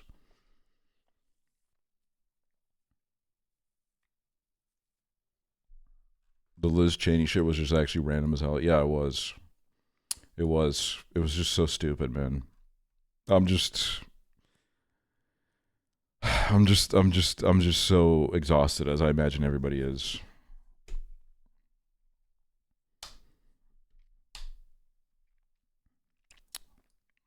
The way American Democrats try to meet right-wingers in the middle instead of backing leftist values, like, what a useless party. Yeah, I mean, that's, at the end of the day, that is the problem in this capitalist system is, especially if you have like a two-party system.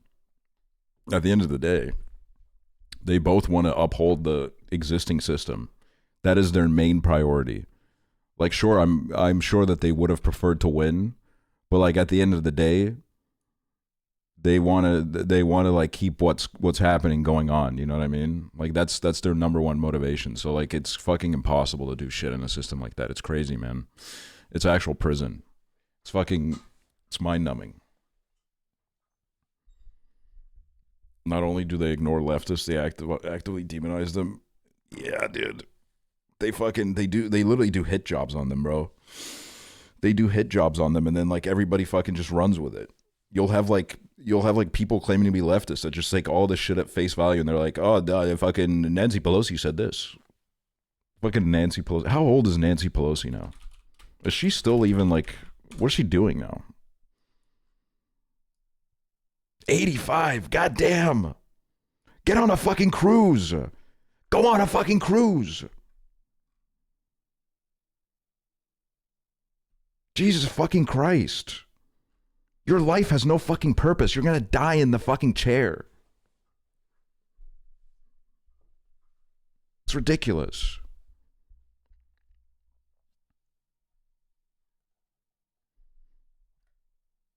Insane fucking person, man. She's just a kid. Yeah, no, she's a minor.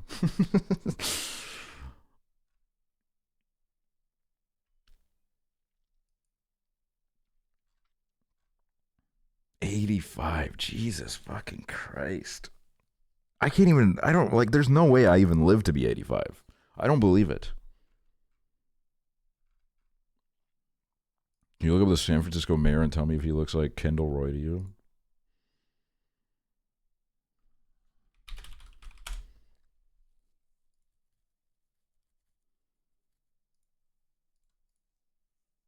Okay, let me see this. Let me pull it up on stream. I catch a vibe. I'm catching a vibe. I'm catching a vibe and I'm recognizing it.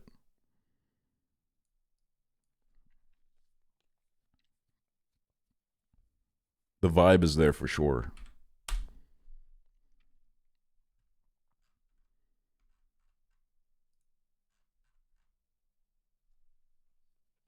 He's Kendall Roy adjacent, yeah.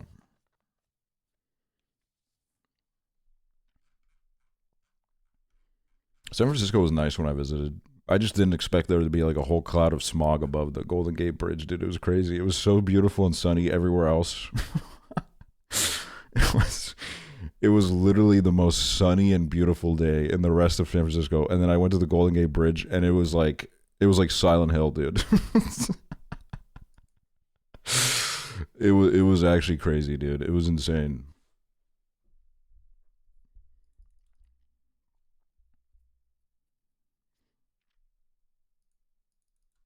And then the fucking when we got stuck in traffic leaving San Francisco, bro, holy shit, I've never experienced traffic like that in my life. It was like rush hour traffic. I had never been in anything like that in my life, bro. It was insane. What's up, Fart Master? I did not go to Alcatraz. I was there for like I wasn't there for that long, so I just wanted to go to the Golden Gate Bridge because I was like, that's like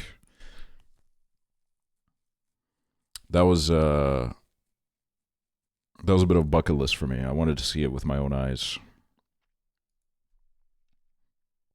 It is like a very insane feeling when you've been looking at something through a picture your whole life, and then you're standing in front of it. It's like a very jarring feeling. It's funny how the Golden Gate kind of just goes nowhere. I've never even thought about that. Did it look better in the picture? I think, honestly, I think the fog added some kind of like aura to it. It looked crazy. Wait, let me see like a picture I took.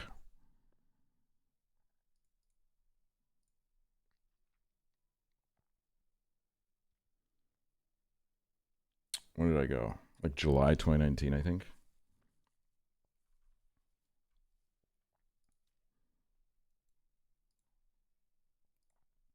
Like, look at this shit, dude.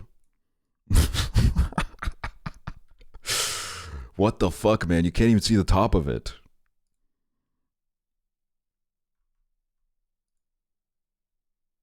It's crazy, man.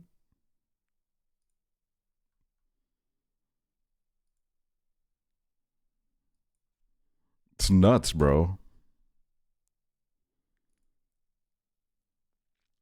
Do you have a favorite place you've traveled to?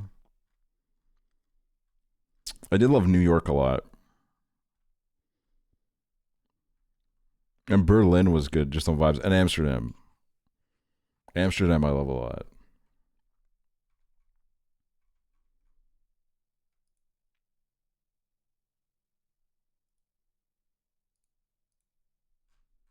But like I don't know if I could like New York is definitely a place where like I don't think I'd live there because probably do my head in. Probably do my head in, to be honest.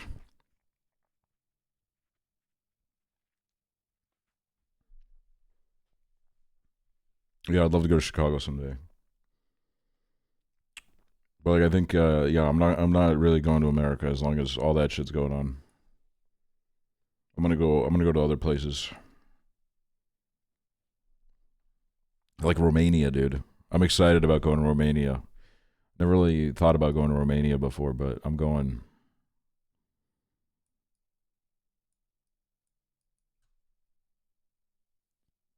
Blackpool is calling. Have you ever been somewhere with a more tropical climate, or is that not your vibe? Literally, the hottest places I've been to is LA and Texas. And like Florida as well. Florida was like really swampy and gross. The air was just so disgusting. Like I was like, oh my god, dude, I feel like I'm like sweating out of every fucking part of my body right now. I went to Morocco, but that was like during February, so it wasn't really hot.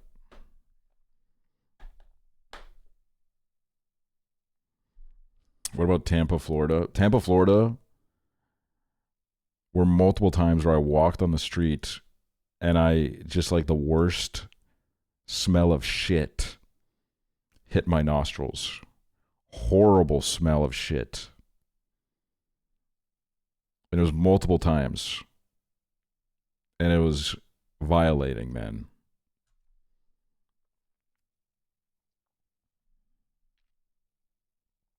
You should visit Nunavut in Canada. The weather is gorgeous there, and it's almost always warm. Let me look this up. Oh shit, that's like up there.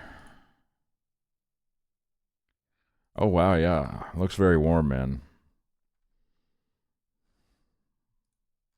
Looks very warm.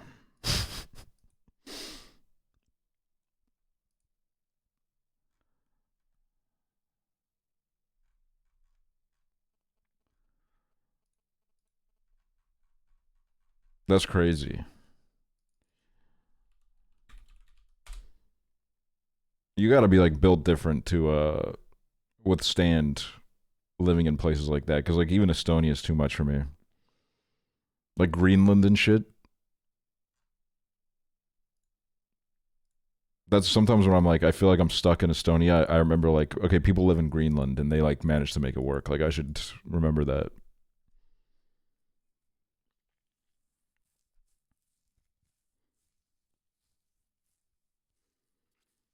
Come to Manitoba in January and experience the coldest wind and most snow you can imagine.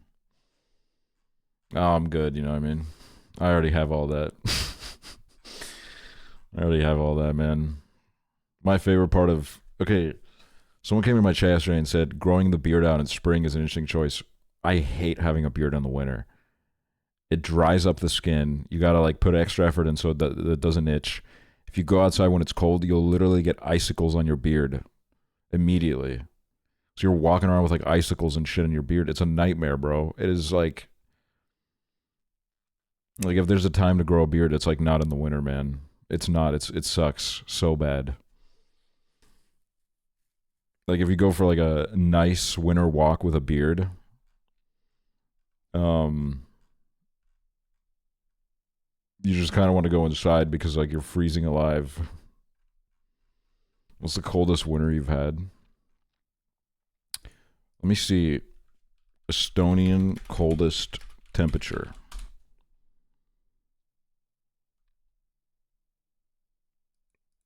Negative 43 degrees. When the fuck was that?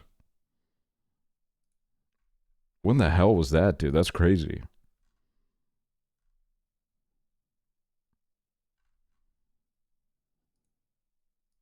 White people be like, Another Emma, thank you. Today was my last day of college ever. What should I do now? There were like a couple of winters in my childhood where it would hit like above negative 30. And I think it happens like most winters. But it's not like all the time. It's like very rare. It's usually during the night. But I do remember it happening in my childhood, and holy fucking shit, man. It blew. It fucking sucked. I don't really recommend that kind of weather to anybody. The maximum air temperature record was recorded in August at 35.6 degrees Celsius.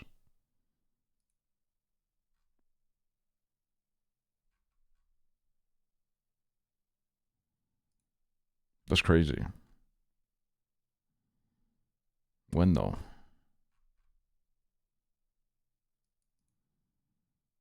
Highest temperatures all time. Oh shit. It's all in the last 5 years. That's so great. That's so exciting, man.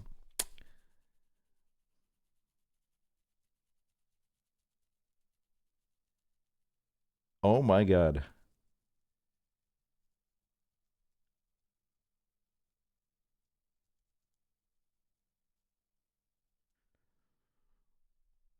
Huh. I guess it really is over, huh?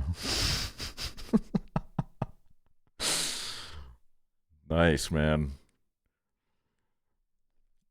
We're all going to turn to soup by 2050. Oh, God. What a fucking annoying way to die, too, man. It's just melting. Soup is the worst. Well, I love soup. I just don't want to be it. Really.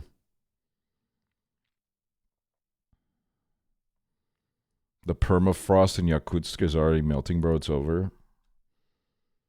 Did we ever watch that video on stream of the kid that has to go to school in like the middle of winter in Yakutsk, where he has to like walk to school in like fucking negative? He has to walk to school in like negative 40 degrees Celsius, and he's like 8 years old. Dude, that video is a fucking classic. Can we watching it? I kind of want to, bro. I feel like if we did it like a long time ago.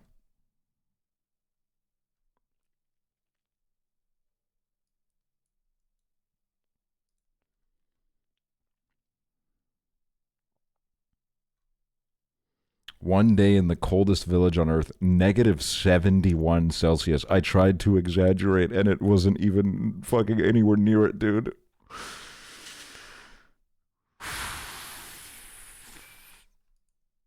Jesus Christ, man. This kid is built different, man. Alright, let's watch it. Why not?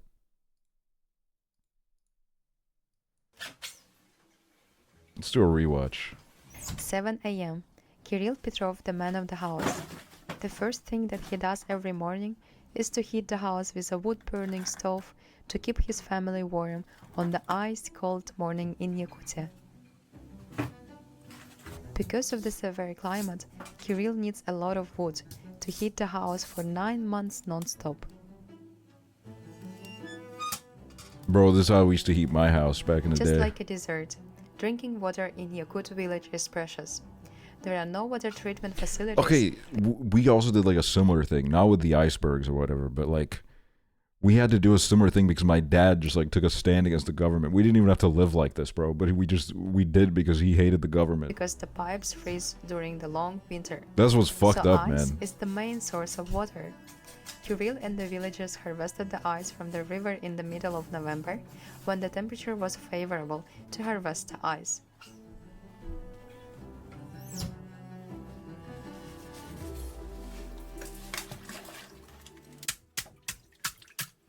Good ass ice though, very beautiful when it was all stocked up like that. Stacked up, I Meanwhile, mean. Kirill's wife Lyubov is making delicious and traditional breakfast, gyurchakh, whipped cream with a strawberry jam which was harvested during the summer. In Yakutia, Oh, I used to eat shit like during this the as a harsh kid too. climate, it's almost impossible to grow fruits and vegetables, so most of the Yakut desserts consist of dairy food.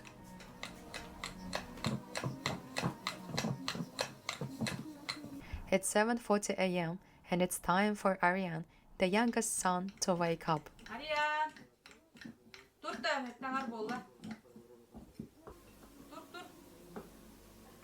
Aryan is 9 years old and attends the local primary school.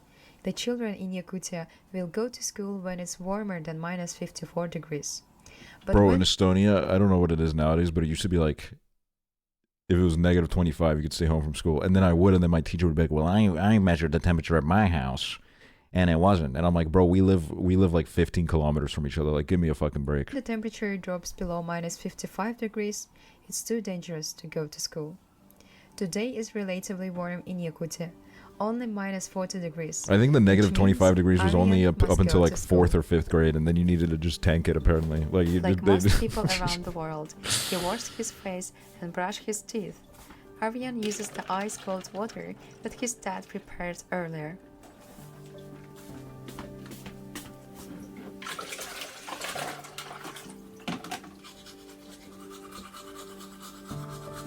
Okay, pink toothbrush, progressive king.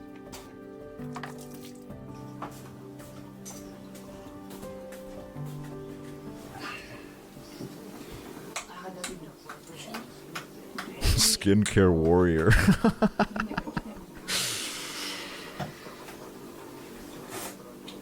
Breakfast. Fatty pancakes and whipped cream are high-energy food that warms you up during cold winters. Oh yeah, oh yeah. Aryan's older sisters are living and studying in university far away from the village. Okay, well, we don't need the subtitles. His There's already parents subtitles. wish for him to study well so he can live his life as he wants.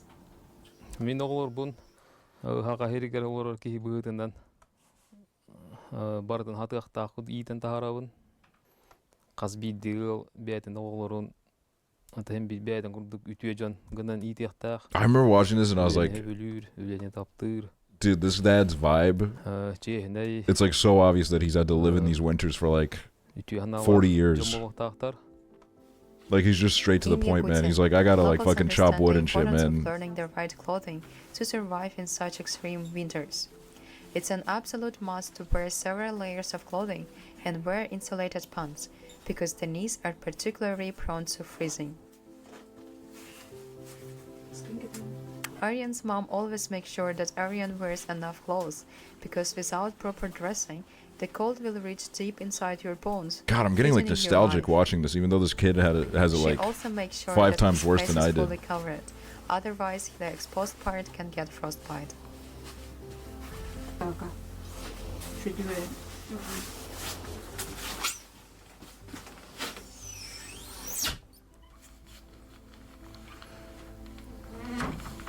No, yeah, he's got that shit on. Not a single breeze is touching him. Ondan tımnığı vayıga olur bütün öğretmenlere ıtarbıt bilen durur kutallak bulladı. Boğu tibit tu tibetak tu. Olihin bollana qaz biddi terapeutin bir ordu var tımnığı ıtargar kuttanar. The temperature outside is so cold, so the moisture immediately forms little icicles on his eyelashes. 10 minutes in the fresh air can be enough to cause fatigue, stinging pain in the face, and long-lasting aches in the fingers and toes. But little hardy Yakuts knows how to fight the cold. Okay, okay, we didn't need to put the mic like right up to his mouth, man. He's breathing into my ear right now.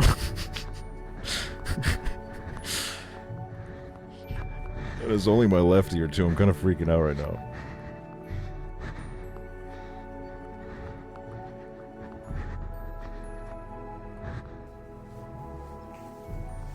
But after a few minutes, the icy weather begins to assert itself forcefully.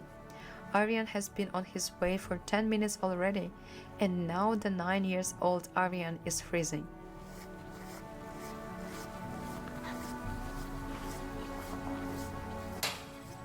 Luckily, the last few meters are left and Aryan is finally Hello, at school. dog.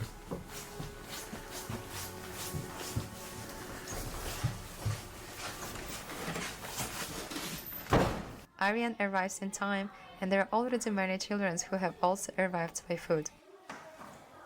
Aryan is studying in the 3rd grade of primary school. Oh, third Primary grade school classic. lasts 4 years, and in Yakutia, education lasts 11 years before going to university.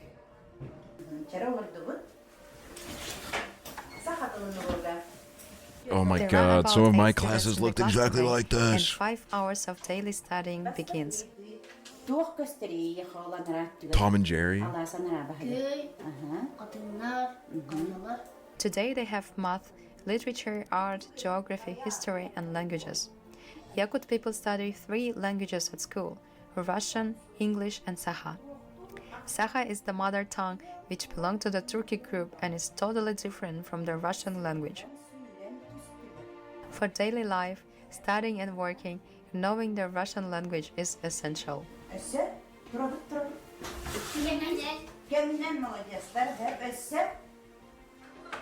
After the first 2 lessons, it's time for a second breakfast. Today menu is apple and eggs. Eating regularly is essential to increase energy in the cold winters for little Yakut.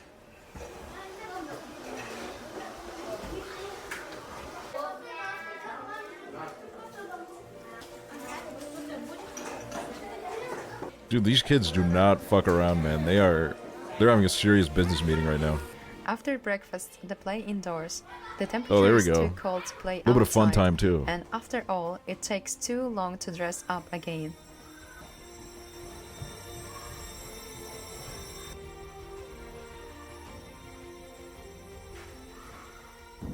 Мен осколага сылдыр бун хөбөлүбүн. Хама хөбөлүү предметим физкультура. Того жетер мен онно Hunting and fishing classes. Герчелебет, хүребет, онюбут. Usually the classes end at 2 Where's p.m. Papa Reese's in but winter was today putting all that Ariane fuck ass finished winter a gear little on and off. Oh earlier. my god, yeah, like the Now fucking he's winter on- pants, dude. The winter pants, especially if you had like kind of loose jeans and you had to put the winter pants over them. Fuck me, dude. His way back home with his friend, and Ridiculous. like kids all around the world, they can't ignore the local snack shop. But it would work. It would work, bro. It would be. Everyone Wouldn't even likes feel a ice breeze of cream, cold. and Aryan and his friends are no exception. All right, they're fucking. They love They're built sweet different, and dude. I would not creamy be eating frozen ice cream right now. despite the extreme cold. That's crazy. Aryan and his friends on their way home are playing little games and having fun. Parents are not worried about their children. It's a close-knit community. All the locals know each other, and there are about 800 people in the whole village.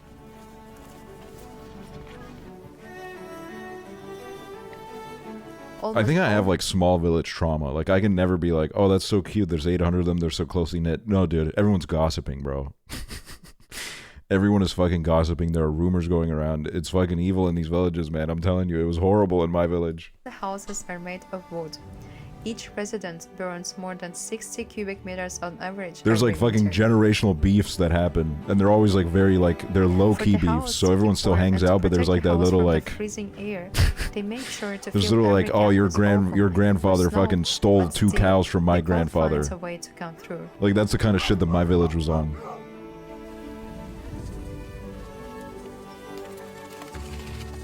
Wild Yakutian horses are also neighbors in this icy land. They have thick skin and heavy hair coats and are able to effectively forage in the snow for vegetation to eat. The Yakutian horses can cope with temperatures down to minus 70 degrees. Holy shit.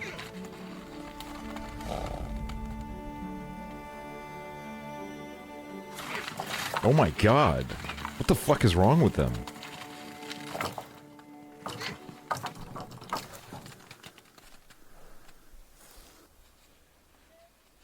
Aryan is back home and ready to help his father.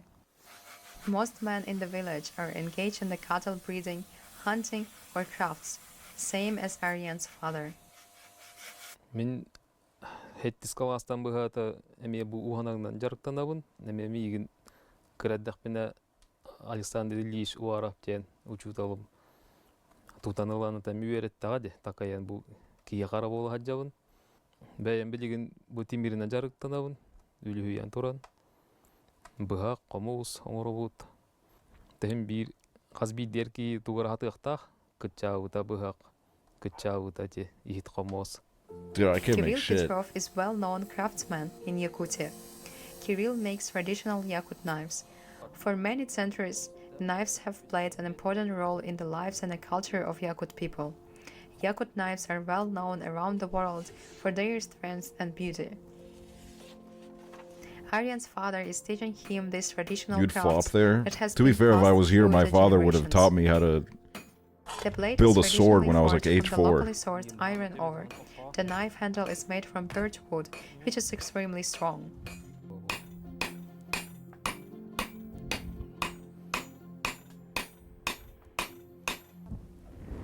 Мен агам курдук уус болом.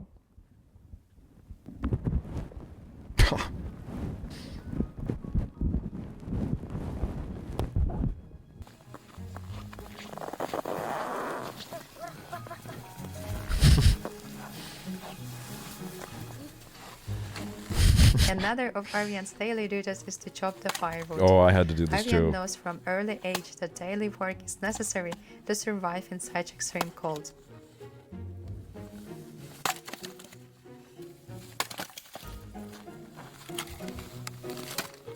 Can you still do this? I mean, I would imagine. If you give me a good axe, I could do it.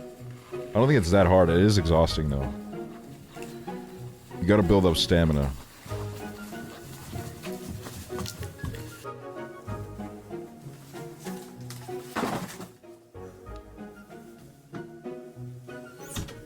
Now it's time for lunch and Aryan is always here to help his mom. They are preparing a Crucian carp fish which his dad caught in the river.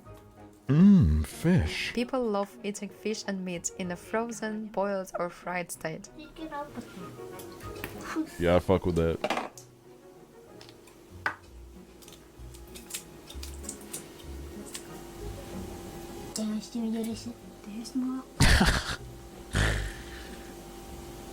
Отон тие билген үһүөнерэ хаалан бараммыт, ол бутун оттон өрө тутан кини же хаамай били илиби татакпы пола хиджер. Маскайта ачыбыт, кар күлдө ачыбыт, меха мекөмөлөһөр, балыгыр астырын, эгин хүддан хүгүлүр. Онноор меген астастыкка денде меген манны ыккайын туран иккен бирге асастыбыт.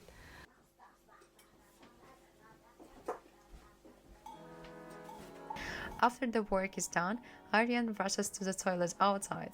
In Yakutia, there are no indoor toilets because the pipes freeze easily. Oh my god, our pipes used to freeze and we had to pour boiling water down the toilet. Out in the cold.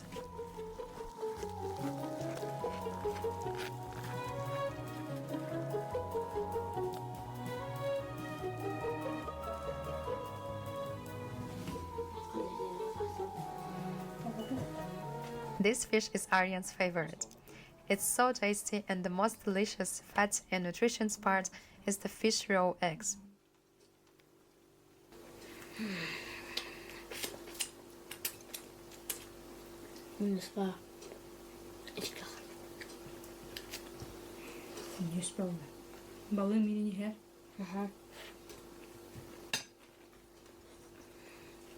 Fuck yeah, soup, dude.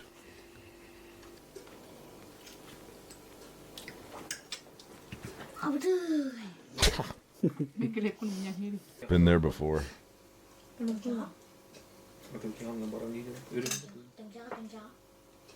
Feels like I only taught myself to wait until the food's cooled off a little bit, like 2 years ago. I used to just burn my mouth every single time. It was like 2 years ago. I was like, maybe I can do something about this, and that something is wait for the food to cool down. Fishing and hunting are important sources of food in Yakutia. From early spring until the autumn cold, the Yakuts are eating fish. Aryan loves fishing with his father. At the beginning of March, bro, he's done more in this video than I have in the last like 4 months. Traditional ice fishing. This is actually crazy. And he's like 9.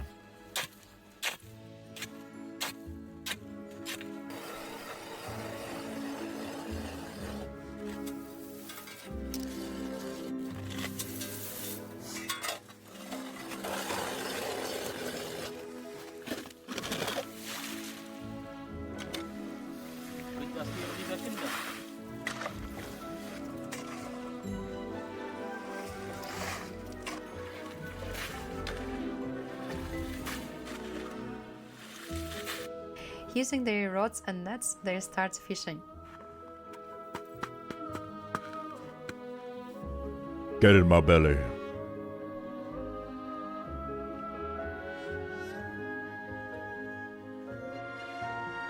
Aryan loves spending time with his father in nature. They are fishing, hunting, and working hard to survive in this extremely cold. Do you think he knows who the Rizzler is? No shot.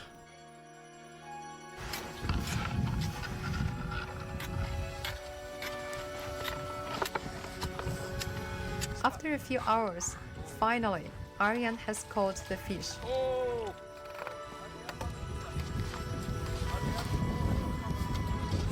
I think maybe like later in this video, or in another one, they like... I think he does go on the internet. But like, I don't know if he would be on like Rizzler You don't talk. need to worry about bonking the fish because in just a few seconds it's shock frozen. I don't know if the Rizzler's like that worldwide. I don't know. Life in Maybe he Yakutia is. can be difficult, unpleasant and dangerous. But we have learned how to live in harmony with Mother Nature and we appreciate the nature, treasures, and gifts that surround us. Oh, We can always find a beauty even in this extremely cold climate. After all, there is no such thing as a bad weather. There is just weather and your attitude towards it. okay, gagged every Estonian in the world right now. Uncalled for. Totally fucking uncalled for. Let's watch spring. Sunday, 10 a.m. in the coldest village on earth, and 9-year-old Aryan is still sleeping. But he must get up. Aryan has no time for rest. Weekends are the busiest days in Yakutia. God damn, doesn't even get the weekend off, Nature man. calls. Aryan rushes to the toilet outside. After 7 months of the dark and cold winter, finally, spring is here. The seasonal temperature drop in Yakutia can reach 100 degrees, from minus 70 to plus 30 degrees in the summer. Plus 30 degrees, bro? Holy shit. They gotta go to the Even though beach, it's only 3 man. degrees out today, Aryan feels that the summer it has already arrived. Aryan's mom Lyubov has already prepared a simple breakfast: Yakutian pancakes, cheese, cookies, and buckwheat. Aryan's buckwheat. favorite. Buckwheat! Yes! Buckwheat is so fucking good. A little bit of sour cream. Put some like minced meat in there, bro. It's heaven.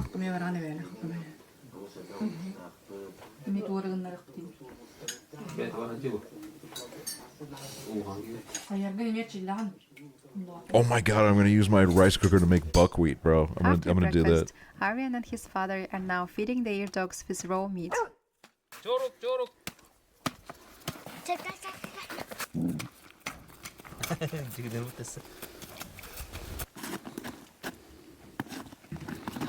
Sunday is the day for showering, and the first of Aryan's duties is to chop the wood for their family's bathhouse. Damn, son. They don't have running water showers, so instead they use a bathhouse with a heating stove and a steam room for showering. Fuck, man, I hated wheelbarrows as a kid. Aryan is the youngest son They're in the so family. annoying to He wheel has around 2 when you're a older small sisters, kid. but they are studying in university far away from the village. So now he is the only one who is helping his parents.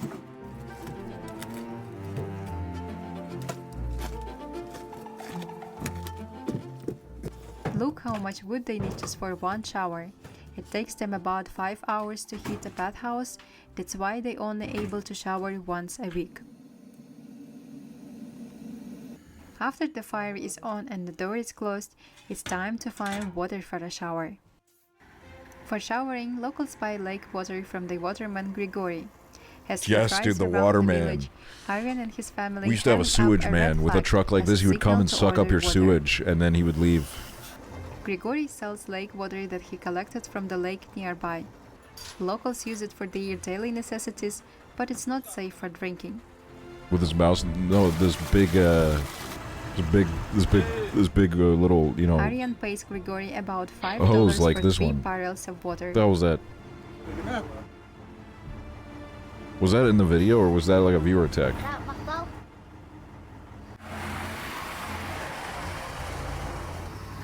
In the video? Okay. Otomanın jiginen qarbıtın da ulukutun höbetereri bu oyurdaq fa bolan de bir hemegen tühenke kıyan tuttu var. Olayım bunlar mandık kıramıt.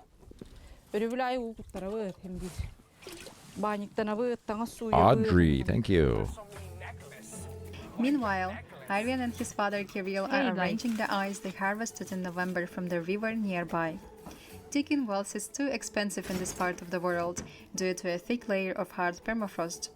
Besides, pipes freeze during the long winter, making ice the cleanest available drinking source. Төө бихиг аны хайын ихрубутын қаханабыт, манны канамыт. Арияны бола букараддағаттан хоғы хаджабыт, манны медже үйретебет, таға кейді. Имбітігі кейді. Уутын қачынықтақ, махан қачынықтақ.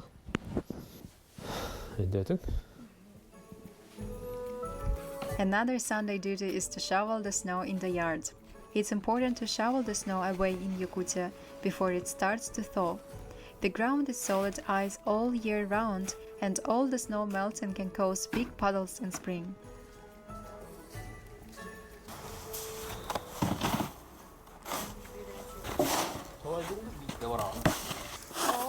başlayalım bakın.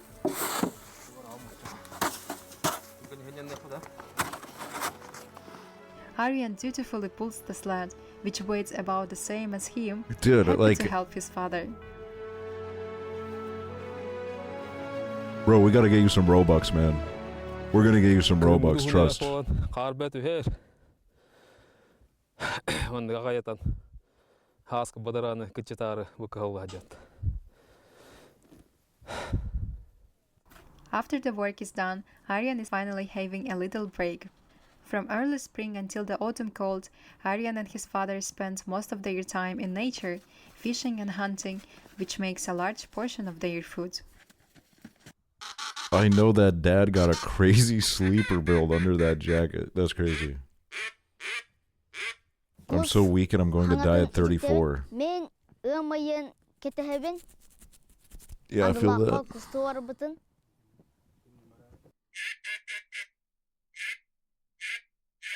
Ariya. Ha? Tüt takarın. Biten? Hala kırık barbatın da kadar. Fuck, now grandma needs help too. This kid is Now, carrying the whole Aryan is fucking living in village, his man. grandparents' This house. village is gonna go to Isabella shit and when he Radomir, leaves. who They you need might him. have seen in our previous video. Aryan and his family He's the fucking has been mayor, living in this man. village for many generations. It's a small, remote village in the southwest of Yakutia. There is no crime, no police station. All locals know Yeah, each there's no other, police station so because he parents probably are not fills that worried role too. about He's the their fireman. children. He's the fucking. he's fucking. He does everything, man. Aryan's Natalie? grandparents are engaged in cattle and horse breeding, like many locals in this village. Tending animals in this severe climate requires hard work, so Aryan often comes over to help. Oh my god, bro, I'm getting Since ancient flashbacks. times, When I had to horses fucking were feed the key sheep for hay. communication Oh and my keeping god. people in contact within Yakutia's territory, which is 6 times larger than France. Bro's just doing his dailies. Aryans love spending time with horses.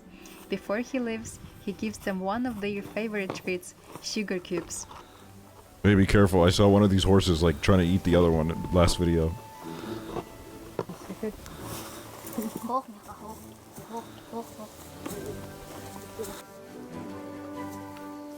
They are beautiful though, beautiful horses. While Aryan was helping his grandma, Isabella prepares a treat for him and his parents, a few bottles of fresh, homemade sour cream.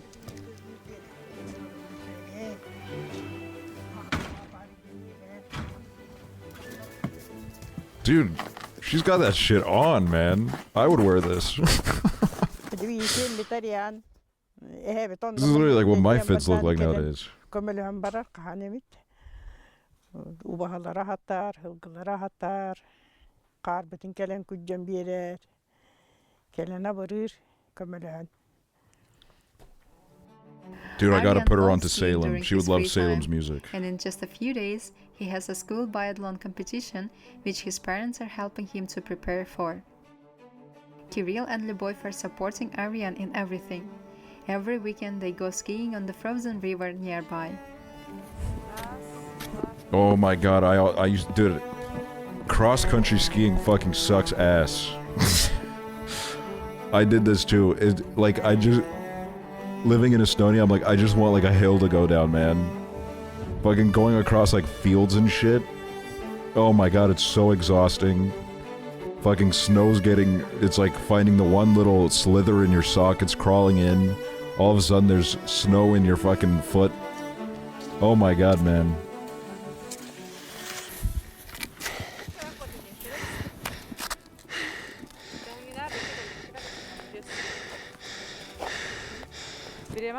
Okay, but skiing down the Andes is fucking horrifying. You know, I love like a middle ground. You know, just like give me a little hill. I don't need to go down like a fucking mountain.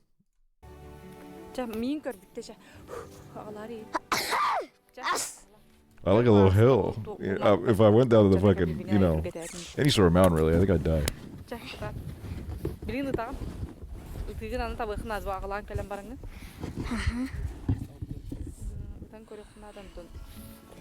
The weather is warming up for the spring.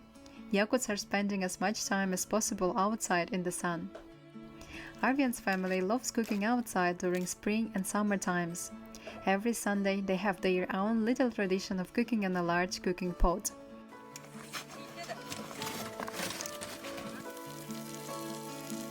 Today, Lyubov is cooking beef with vegetables. Yakutian cuisine generally relies on meat, fish, and dairy products. Since the ground is frozen solid, it's impossible to grow fruits and vegetables all year round.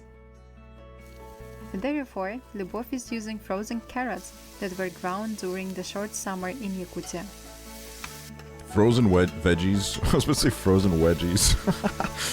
I don't know what's going on with me today. Frozen veggies are so fucking... they're a lifesaver.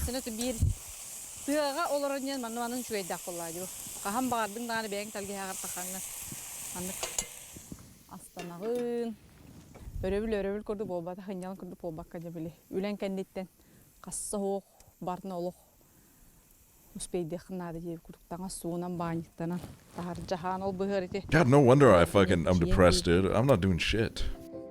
While Lyubov is I preparing gotta chop lunch, some wood. Aryan and his dad are busy making vargan, which is known in Yakutia as a hummus.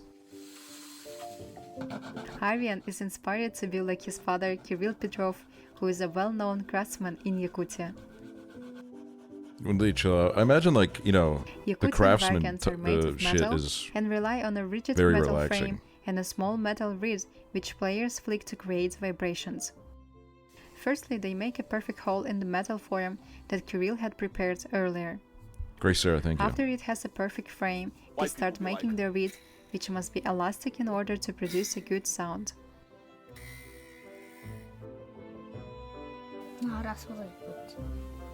Then, they make a slot for the reed using a saw. It's necessary to try fitting the reed regularly, as it must be directly between the arms of the frame.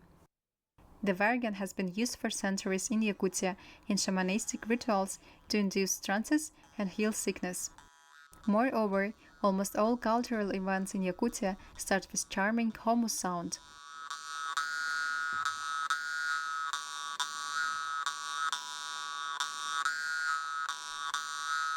Ата бихи билигин тургунан хакакомуга аандыдыга аамай бастыгнен этелдер. Хакакомуга эмтир, хакакомуга араңачылыр, хакакомуга арчылыр. Комус болгана каталаматы астах. Why is he kind of giving his dad like the side eye, like that dog in the emo where he's going like... Ikkis kommus hatan gi hatan üjükten orbot.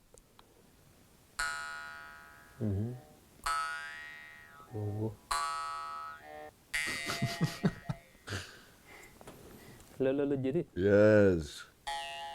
Tamamen kadar hatan da üre.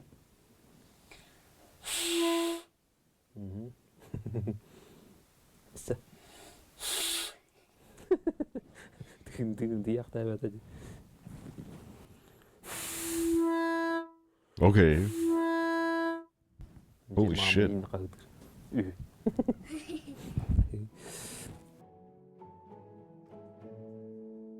Finally, after 5 hours, the bathhouse is heated to the right temperature and Aryan is ready to shower.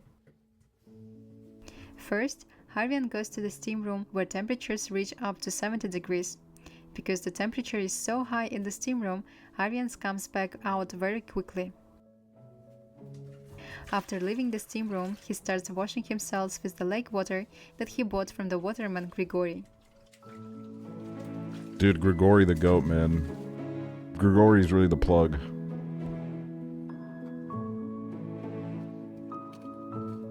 Meanwhile, Aryan's mom Lyubov has already prepared lunch.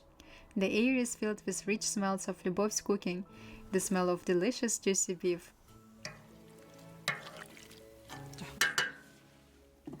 Aryan and his father just can't wait to Get have in my some belly. delicious food. The whole family gathers together to finally have a little bit of rest and enjoy their food after a long days of work. Marne ejin eri hejip tarba. Ejin. Bile ulu YouTube'un var bitta. Ontukon 14 milyon просмотр болуп чери. 14. Holy shit, he knows he's viral. Анба манна. Oh, I saw TikTok on there. I see it. Oh my god, they made him do an ExpressVPN ad. Lyubov connects to ExpressVPN whenever she goes online, and they are sponsoring this video.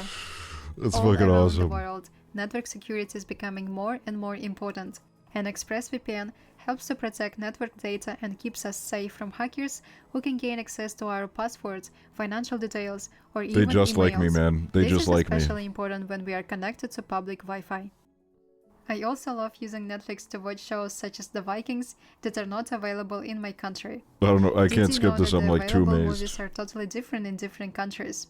There are thousands of movies and shows that are not available in your country, but you can access using Eastern ExpressVPN. Baltic. Oh! And you can even save money. With just one click, you can change your location and save $10 per month of Netflix subscription, which can also work for buying flight tickets and online No, I games. feel like they're definitely getting a good portion of this You both bag. got I an think the person that ExpressVPN makes these subscription, films is and from it can this be used village. on up to 5 devices at the same So I think time, they're like so her family can stay protected and enjoy all the benefits they're hooking them too. up.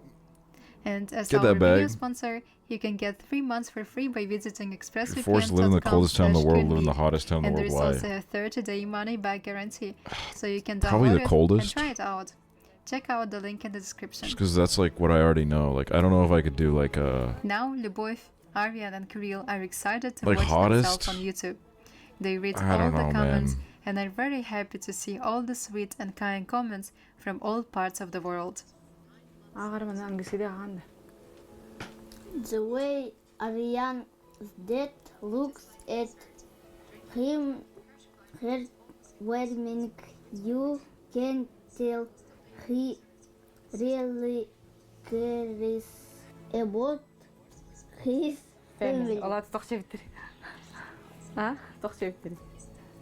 How about you guys? How Oh, do that you was spend sweet. your weekend? And how does spring look like in your town? Let me know in the comments below. We may live different lives, speak different languages, have different appearances, but deep down inside, we are all the same. We have Damn. the same emotions. We all Damn. love our children and our parents. We are Well- like different leaves that all come from the same root, the planet Earth.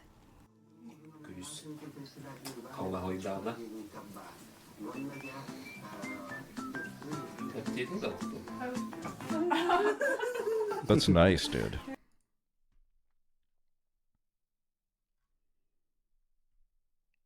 This was 3 years ago. I wonder if they've done anything recently. Oh my god, growing up in the coldest village on earth. Oh my god. It's a video from 2 months ago.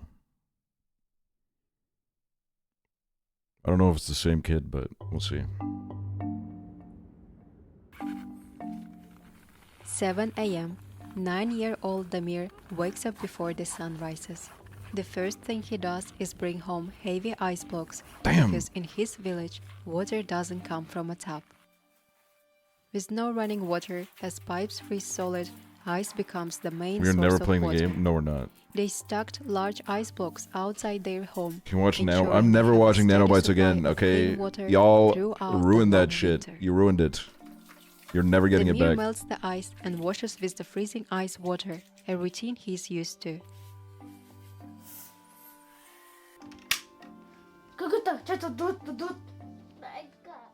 As the eldest son at home, Damir has many responsibilities. His 14-year-old sister studies far from home, leaving him to care for his younger sisters, 7-year-old Milana and 5-year-old Isolda.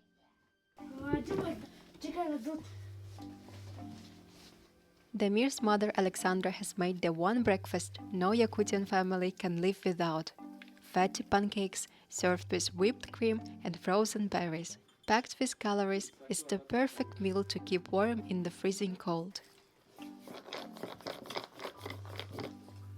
Today, it's minus 50 degrees Celsius, so Damir and Milana have the day off from school. Primary schools close when temperatures drop below Goated. minus 45 degrees Celsius. But for 5-year-old Isolda, there is no break. In Yakutia, nurseries stay open, What? no matter how cold it gets, even at minus 60 degrees Celsius.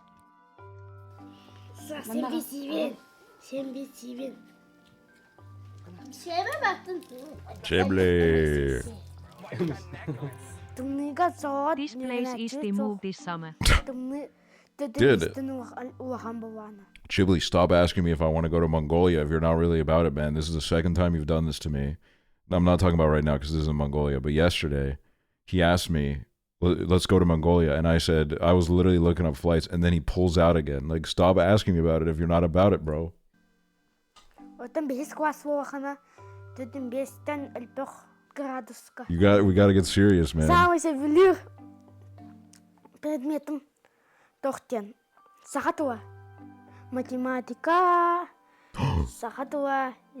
Dude, matematika, that's what it is in Estonian too. This winter, I didn't even have to school has read been the closed for I didn't weeks have to read the due to subtitles for that. extreme cold. Damir and Milana continue their lessons at home. Will this spawn because we both think we are related to Genghis Khan? Something completely normal for children in Yeah, we're gonna go Yakutia. visit Grandpa, After dude. a big breakfast, while most kids his age are We're gonna just visit getting ready Grandpa. for school, Damir's day begins with work. Now it's time to head to the farm.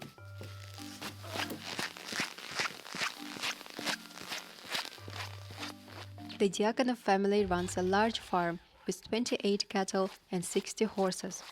The family works from morning until evening, tending to the animals and selling fresh produce to neighbors and locals.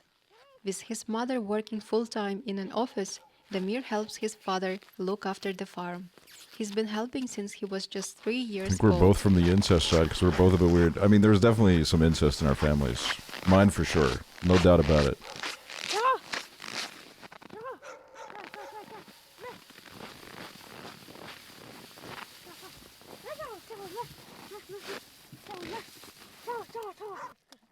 Damir's best friend is his horse Chagul, whom he's cared Yes, for since he dude. was young.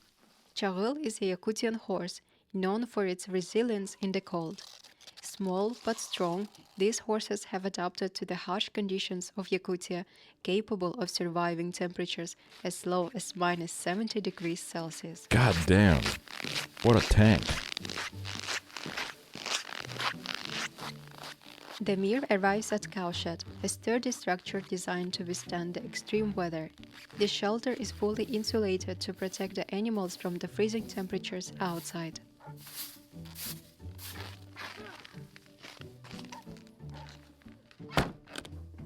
Farming in this extreme cold is not easy. During the long, brutal winters, there is no running water and no fresh grass for livestock, so every task requires extra effort. Oh, that Water one must be cow was hauled looking from right the in the frozen camera. lake, and in just 3 short summer months, hundreds of tons of hay must be harvested to last through the winter. Damir's morning routine includes cleaning the cowshed, a task he tackles without hesitation. Armed with a special instrument, All right. he clears away the dung. Damir doesn't resist or feel embarrassed. Just He straight up understands dropping that the this is shit word? how his Alright. family makes I a fuck with living. it.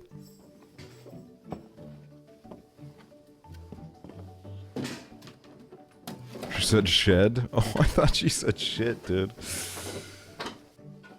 Because, I mean, he was shoveling shit while that was said.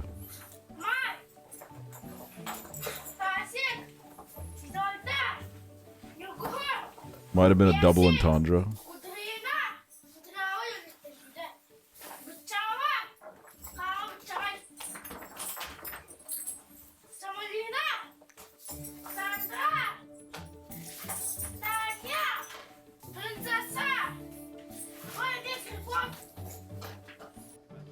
After cleaning the shed, Damir moves on to milking the cows. He grabs his buckets and a small chair. No, that is literally before how I would show off carefully my sheep to approaching the everybody that cow visited our he house. lovingly calls Tanyusha.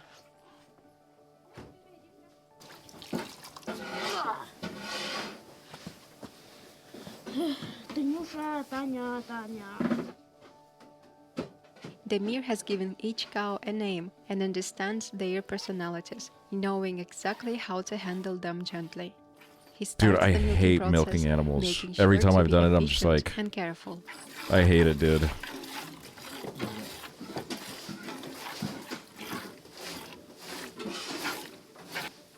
The cold doesn't bother him, but he still has to work quickly. His hands can't stay still for too long, and the milk must be collected before it cools.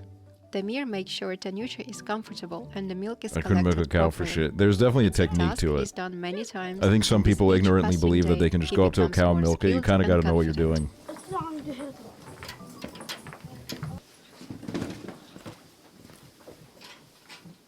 Damir works hard on the farm, And even though he's just 9 years old, he's always full of advice. As he finishes milking Tanusha, he looks over at his parents, inspecting their work. He takes his job very seriously, always offering little tips to help improve the work around the farm. Holy shit. His parents can't help but Oh my smile god, at if his I ever have a grown-up child, they're gonna start attitude. backseating me, bro. I'm gonna have a backseater living with me. That's a nightmare. Дамир бәйті самостоятельный болын дед. Онна котонгойн жамытнар постоянно биле этебит. Бу хантан астыңыз келерин. Онна бу котонның сүйһөлөрүн көрөмөс колбура үй туттарамыт бу элбак катчыкелер. Бәйте биле үлелән ылар жемит ондук кой берде хатыбыт. Эме мындык токсин үйөрдө хатыбыт. Жоңго биле истиң сыханнак чехиней. Тохпар биле ырахан түенген эме жоңго биле мындык. Агас согус маны көмөлөстү нен жемит. Жоңго бирден What the hell were my parents doing, dude? I never got to that part of the book. Now that Damir has finished his morning farm work, he Chibli carefully nationalists here, carries I've the heard they milk keep home, where his defecting. parents will pasteurize it and prepare it for the local shop. Yeah, you know, sometimes I see Chibli nationalists around. I don't think recently, though.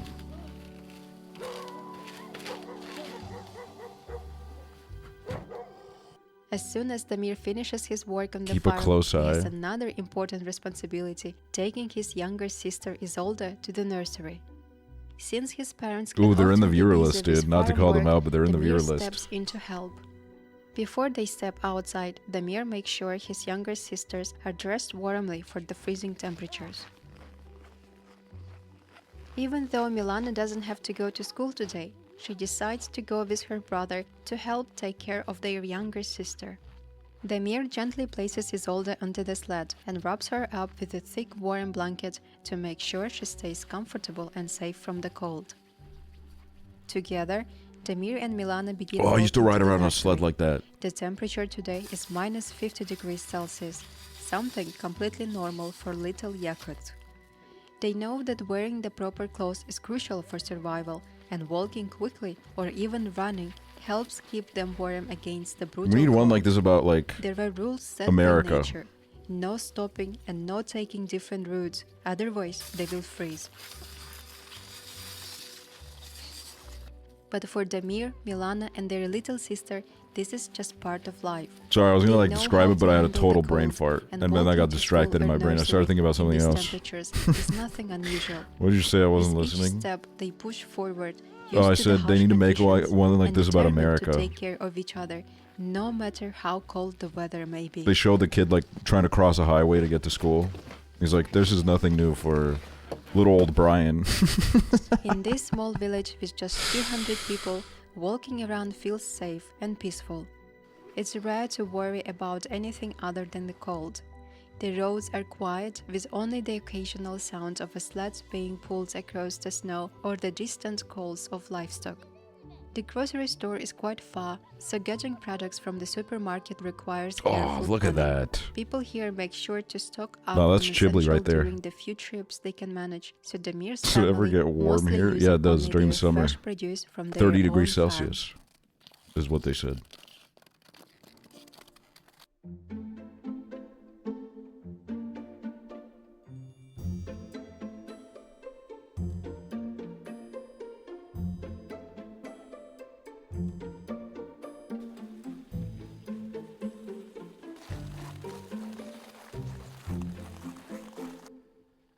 Now, with no time to sit around and relax, Damir takes on yet another responsibility.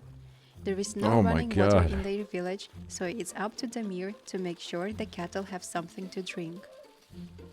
With practiced hands, Damir pulls out a special tool and starts chopping through the ice. I want a The farm. ice can be up to 2 meters thick. The annoying thing about a farm is like, there's no fucking days off, man. Those motherfuckers need to eat like every day. There's always some shit going on, man. Oh, the goat just fucking decided to constantly headbutt As the soon as fence the and ice break breaks, it. Great. The cattle rush forward. Now you gotta fix the desperate for fence. The water. Damir keeps a firm grip on the situation, trying to control his cattle as they eagerly crowd around the freshly broken ice. But you know, if you're into it, He it's a knows beautiful they life. need It's to a, drink it's a. fast before the hole freezes over again.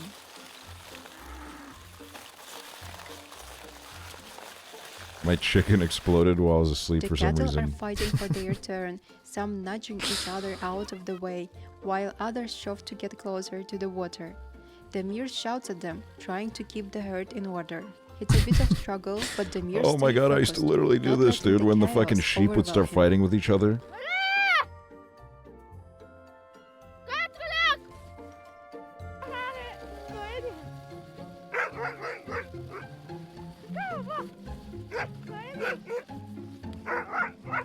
Dude, it's chaos.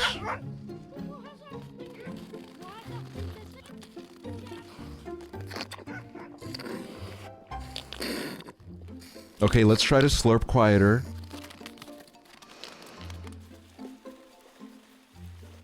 After a few moments, the cattle are finally content, and the water is consumed. Demir stands back, watching the last of the cattle finish, ready to head back home.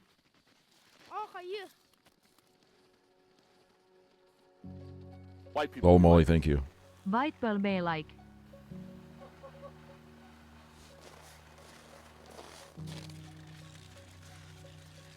My grandma's male pig broke out of his pen and went to the female pen and got all 5 of them pregnant, so now he has like she has like 40 piglets.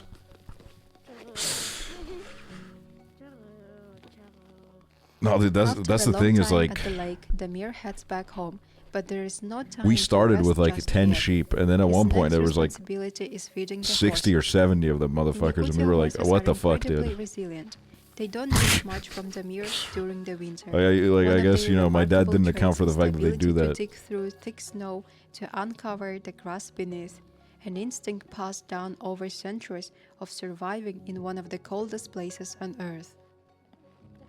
Now, Demir is cleaning the ice off their coats. The freezing temperatures have caused ice to form on their thick fur, so Demir carefully scrapes it off, making sure they are Yes. comfortable. The horses stand still, allowing him to work, knowing that it's all part of their daily routine. Well, that's ice. I thought that the horse was Finally, just after like, a what the busy fuck is day of going on? caring for the farm and the animals, Demir I gets a thought their eye was like well-deserved wide break. open, being like, what the fuck is It's happening time right to now? spend a little time with his best friend, Chahil, his Yakutian horse. Demir saddles up and climbs onto Chahil's back, feeling the familiar warmth of his friend beneath him. His father Daniil taught him to ride from a young age. For Yakut people, horses are more than just animals. They are companions, a part of their heritage and a key to survival in the harsh climate.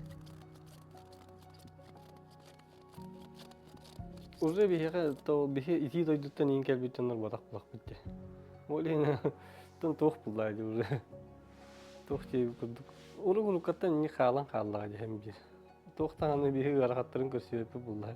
Болуктаган курдук буллай. О багар хантаныр гыды ити дойдуттан келем мараммыт адаптацияны хажар билебит олдар. Багар гарахан булуды. Maybe that's what fucked up my shit. I traveled to California. I wasn't supposed to. Тон уже yerine alamam. It showed me that like warm weather in like January is possible now. My life has been ruined.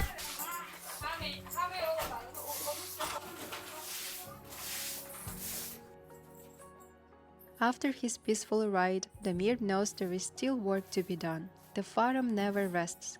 Holy he returns to the cowshed where the evening chores begin. The cows are settled in, but the shed needs to be cleaned again.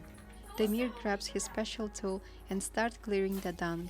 I really hate this poop room, sorry. That is also the best part about the farm, tiring, man. but So Demir much doesn't shit. complain. There's He so knows much that every fucking job, shit no matter everywhere. how small, It's is important non-stop, for man. keeping the farm running. Once the shed is clean, he takes a moment to play with his animals, enjoying their company. The work may be hard, but he loves it, and he takes pride in every part of it. As he steps out of the cowshed, night has already fallen. The long day is over, and tomorrow it will all begin again. But for now, he takes a moment to rest, embracing the quiet beauty of the Arctic Oh yeah. night. This is the view that we grind for, man.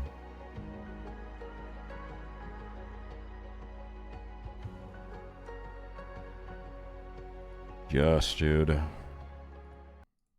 I gotta see if there's a video like this about America. Growing up in America.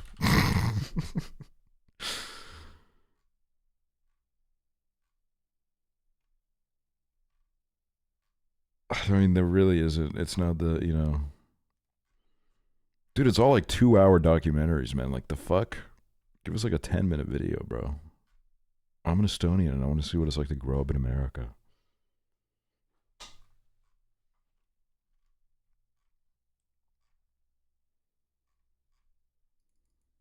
Growing up Amish, wait, that's a good one.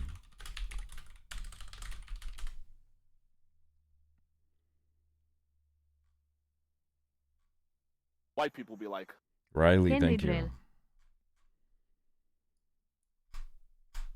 Didn't that guy like leave the US? He's in like Spain now or some shit. God, that guy is like, when you look at that guy is like he's like a fucking Gen Z caricature, man. I'll show you guys what I'm talking about. It's this Estonian basketball player. He looks like what like millennials use to make fun of Gen Z. Look at this guy, man. He's like and when he like, dude, his fucking like fashion, I hate his fashion, man. He's always got like the dumbest fits on, man. He's in the NBA. He played like, I think he played like 4 games in the NBA and then he got sent away. They said go away. Yeah, I can't find pictures of his fashion. Hold on, let me see. Let me see. We were lied to about off-grid life. What? Who lied to you? That's terrible. How would they lie to you? What the hell?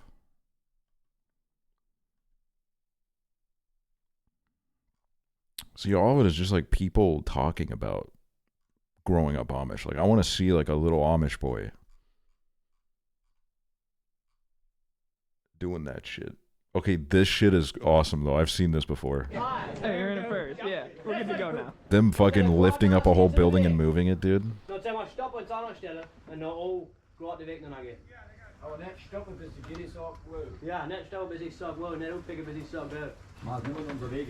that mean? Look at this shit.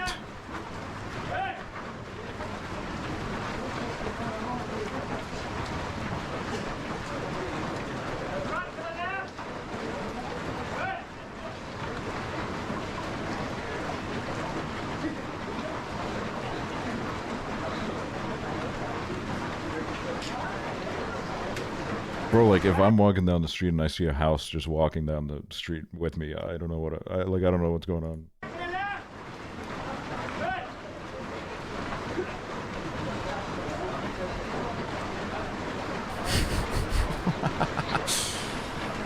That's amazing. Over here and marked it out and then took it back over. Oh, we're done.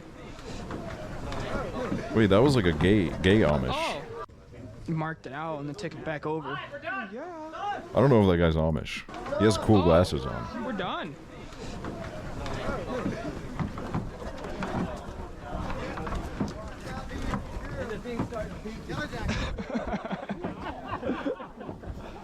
Oh boy.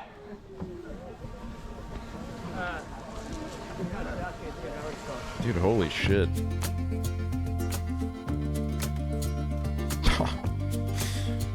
That's amazing.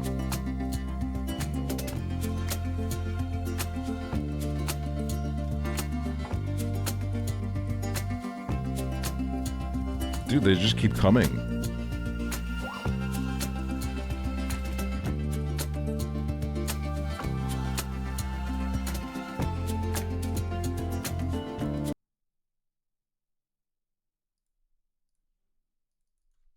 Amish day in the life.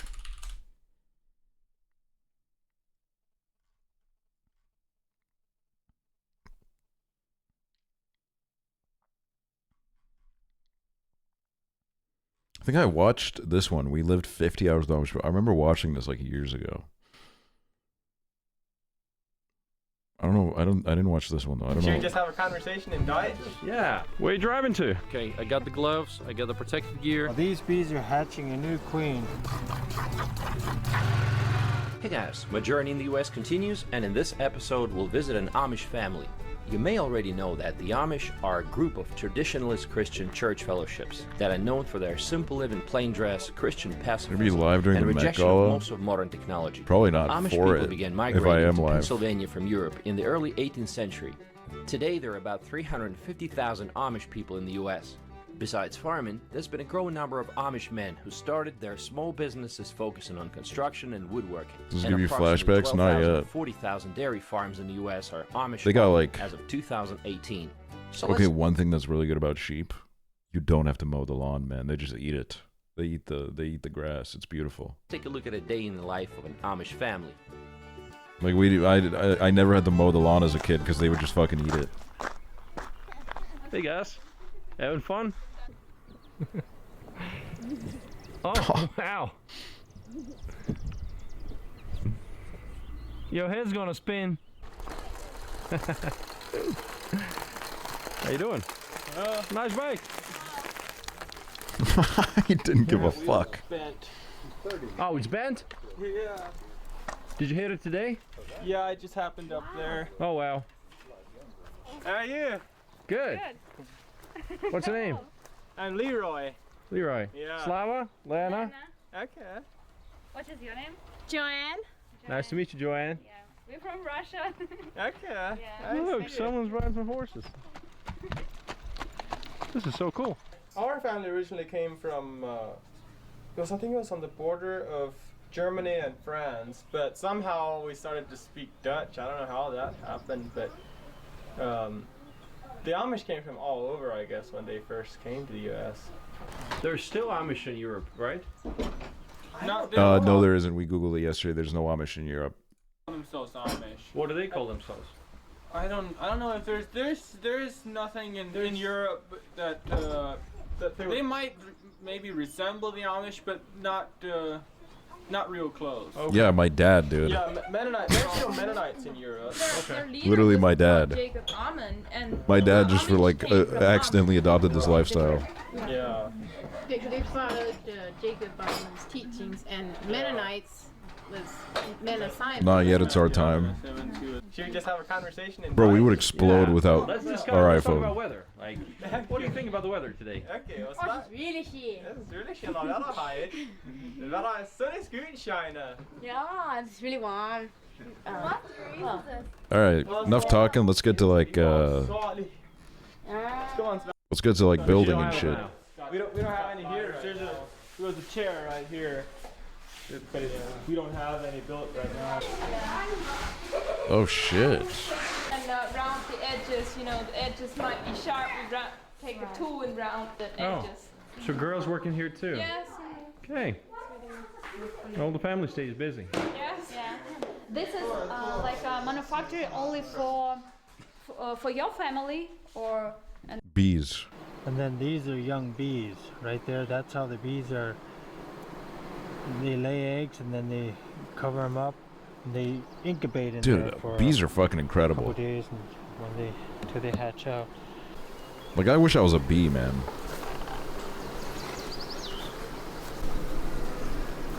Make some honey. Bust one nut and then So you this is die. mostly honey. Pretty lit, man. I'm looking for young bees. It's called brood, where they lay eggs and hatch the young bees. Want to make You sure the freaky brood's perv. healthy. So here's actually What a, about that is perverted? a queen cell. These bees are hatching. I co-sign the idea of Right there. orgasming once and then dying. This was a queen cell. That's like the opposite where of the perverted. Queen is raised. Queen lays the eggs, and there's only one queen in each hive. How many bees would you say there are in one beehive? Oh, They about kick the men out so they freeze to death in the winter. I don't like living in the winter This anyways. whole yard here is where we raise the bees. We start at young bees, and then once they get big enough, like They'd be doing me a fucking favor. show you here. These are all starts. These are a young colony of bees, and then once they grow, we put them in a bigger. What is this? What do they eat? This is the butter. take this jug, you know, just shake it like this for about 10 minutes. And like this. And then about 10 minutes, then you have this butter inside. Yes. Mm-hmm. Yes, dude. Yeah. I love butter. Real butter. Are you guys making sandwiches? Well, yes, it's honey on the sauce. You want it? Bread, butter, and honey. Yeah. So you got to start on the eye? Yeah, it was like right there. Wow.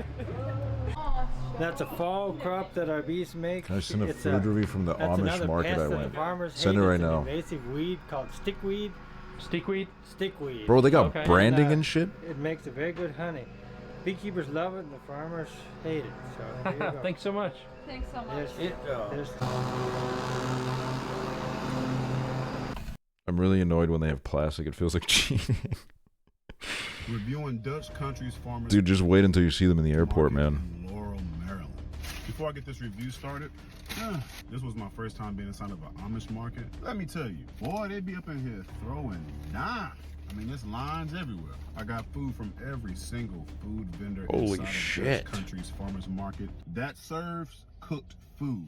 Let's see what it's hitting on. Starting off with a glazed donut and a cinnamon bun from Schlotzfuss glazed donut.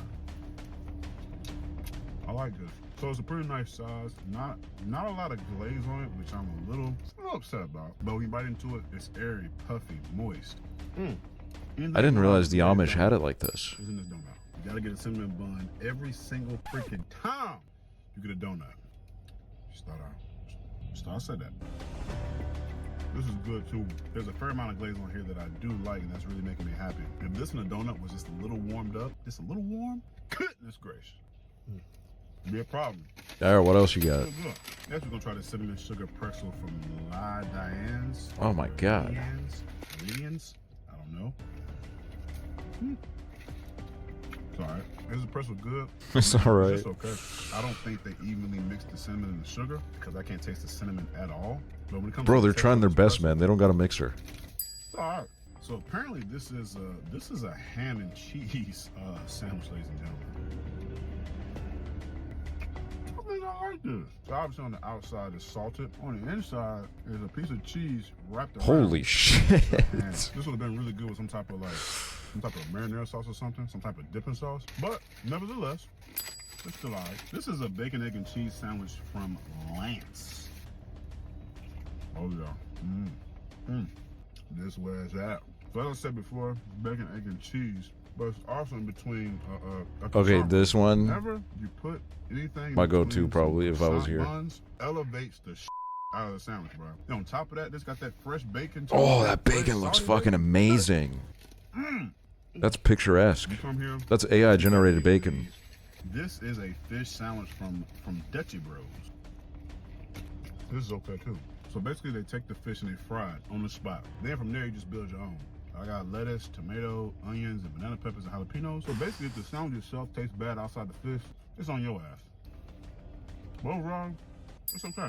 Here we have some fudge from Junior's Candy and Bulk Foods. Got the maple fudge going down. Ooh, What the fuck is fudge? extremely rich. Now I'm This thinking about, my like, what is second this? time having fudge outside of Buc-ee's. When it comes to fudge, this right here just might be on the level of Buc-ee's. Like, what's the texture like? I don't I understand. tell you, when you bite into this, it's chewy and extremely intense. It's very intense. Yeah, I can't eat Pure this. sugar, I'll die. gooey, It's Oreo chewy. fudge. I like this one better. So she asked me, did I want the Oreo in my fudge? Yeah. This right here isn't as rich as the maple, and it's probably because it has a lot more going on in the maple. So if you want something that's a little less rich, but it's not as flavorful as the maple, this is definitely a go-to. Both of these Pickles. a stand called Jake's Pickles. Lord knows I love a good pickle dish. This is a sweet cake. I feel like I gotta get into eating pickles just like casually. Oh yeah. I only eat them as when they're Right back in up something, now. really. I'm getting something to go back with me on the jet, bro. These pickles are insanely good. They're crunchy. They have a slight taste of Cajun, but it's mostly sweet. This is Miyagi. Oh, I like you too. So this one seems to have red pepper flakes, onions, and maybe garlic in here. Maybe not. Nevertheless, it ends with a very satisfying sweet taste. Smoked turkey. The best pickles on the planet, and it ain't close. Here we have a smoked turkey from Yoder's Barbecue.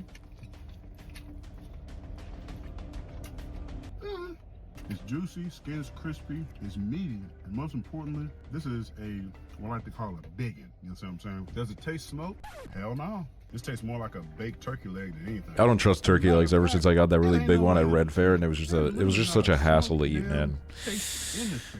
It was such a pain in the ass to eat. Like, I was just like, I don't know, I thought it'd be like a fun thing to get, and then I just had this huge turkey leg, and I wasn't even a quarter of the way through it, and I was like, I don't even want this anymore. But I paid so much for it that I have to eat it. Vanilla bean cheesecake.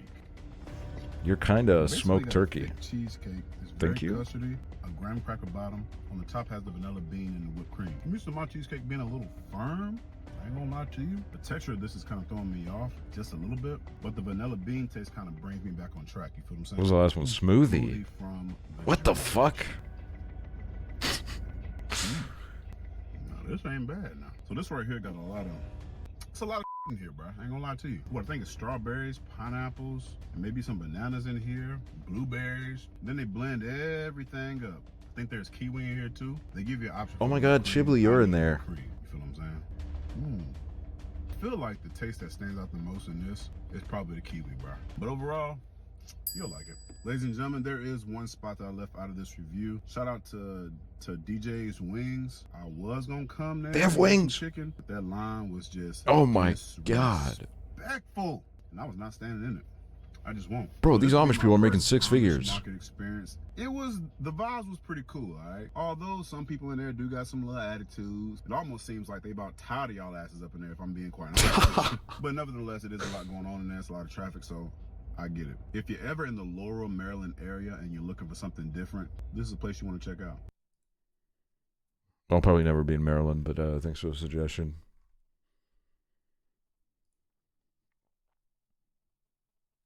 Look at this importantly. This better be important, bro.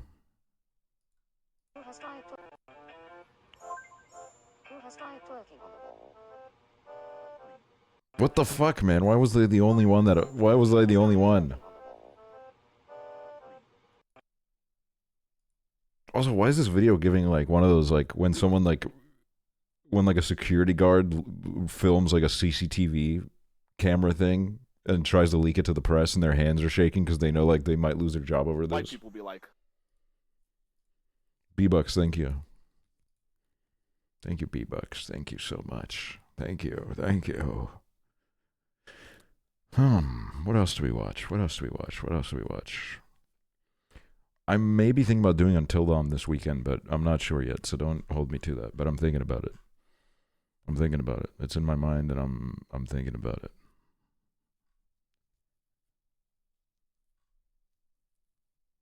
I just want my rice cooker, man. I want my rice cooker. Oh my god, I want my rice cooker. Are you thinking about it though? Yeah, I'm thinking about it. I'm thinking about it, you know what I mean? I'm thinking about that shit. Whales. Whale. Imagine the feeling, bro. La Fufu Summer, y'all. What is La Fufu?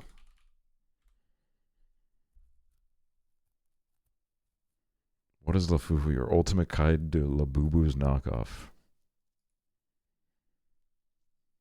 Knockoff La Bubu's. What is a La Bubu?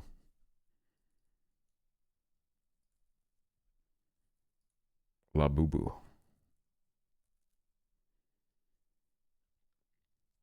Looks like the kind of toys that they would make in like Soviet Russia.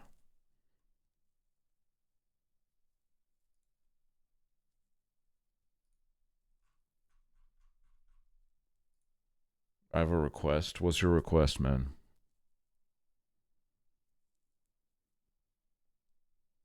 Don't show it on your stream first in case it doxes you. Oh my god, what are you gonna do to me, man?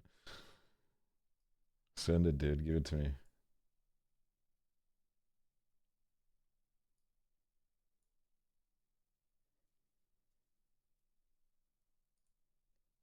Any day now. Zoom Earth. Go to May 4th in the Pacific Ocean. May 4th.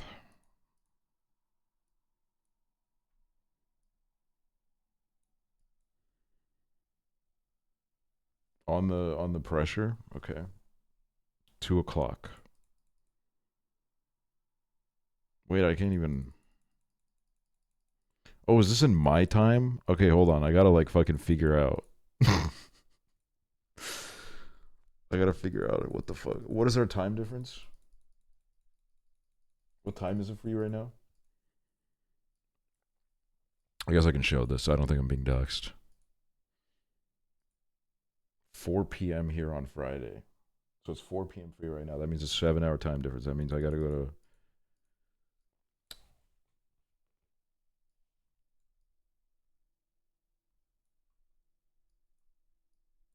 Okay, you're gonna need to go up north, right? Can we go here? It's boobs.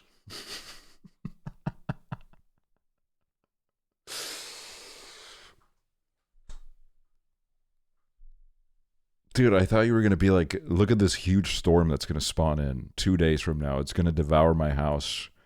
I want you to remember me fondly. But like, I guess this works. We figured out a loophole, bro. We can show boobs on stream. Wait, let me make sure you're okay with the wind. My God, dude. Where are you? Oh, there you are. Oh, that's nice. Ooh. It was a bit crazy there a while ago, eh? We had a thunderstorm earlier, but now it's meant to be sunny for a week. Damn, bro, you're being barraged from all sides. What else they got? Radar. Light rain. Oh my God, this is crazy. What? They got like clouds and shit.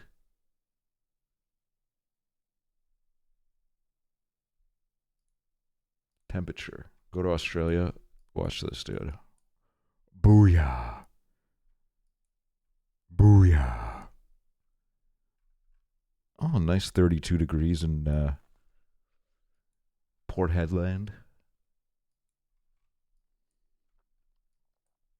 I figure shit out on this website. Let's see what's going on in America. Ooh, 0 degrees Celsius here. Wow. -1. Let's check out the winds.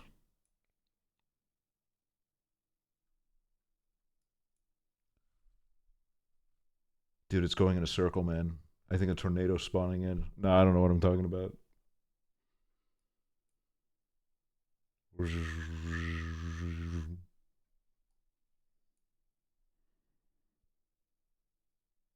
look at the radar. Damn, what the fuck's going on here, dude? Oh, well, that is anticlimactic. Calm down as soon as we... Heavy rain. Heavy rain reference. Check Florida. Bro, there's nothing happening in Florida. Humidity. Damn. Holy shit. That's crazy. Whoa. Oh my God.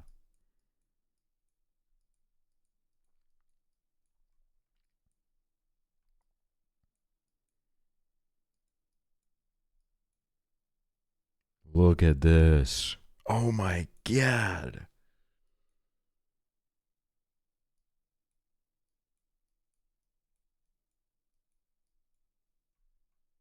Damn, dude. Like, turn off a couple lights. You know what I mean? All right, Denver, sending up some lights. Holy shit, LA. That's incredible. I love websites like this. They don't make them like this anymore.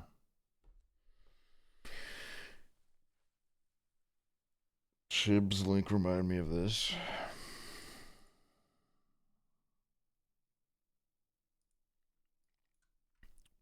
The fuck is that? What the fuck?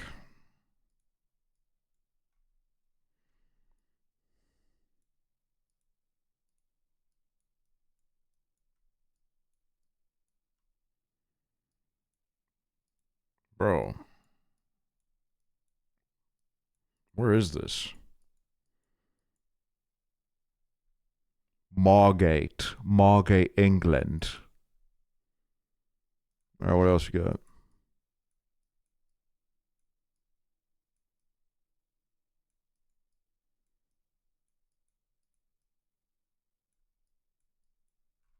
What is the wonder here? I've been on this road.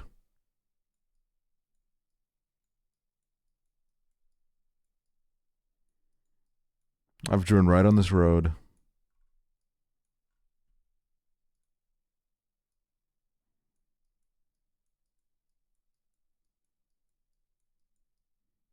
Damn.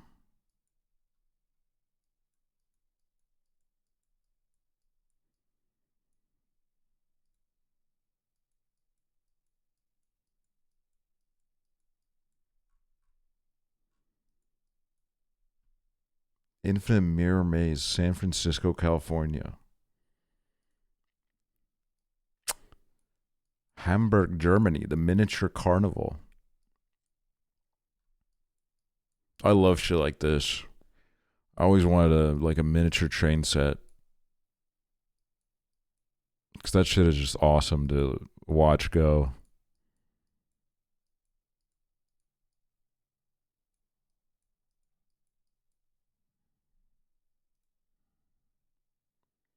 God's Own Junkyard, London, England. Whoa. My dad builds a Christmas mini tent every year. It's his only hobby. Dude, that's fucking awesome.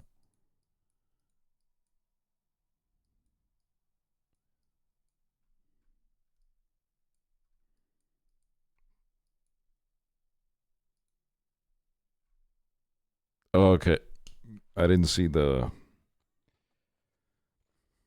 little chords for a bit. I was actually about to lose my mind. I thought it was just floating there. Just give me a headache so quick. Dude, this would give me a headache. What the fuck is going on? Bird invasion in Portugal. Did y'all read about how Portugal and Spain, like the whole power grid went off? They lost power in the entire fucking peninsula, dude. They lost it all, bro. They just fucking went off, which is crazy.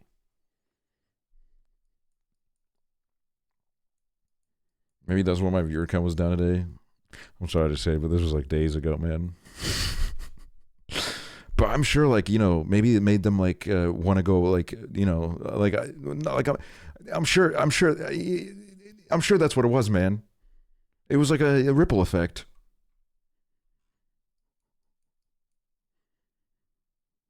Maybe the telly. Yeah, they're going back to television. Grand Mosque. Oh, fancy.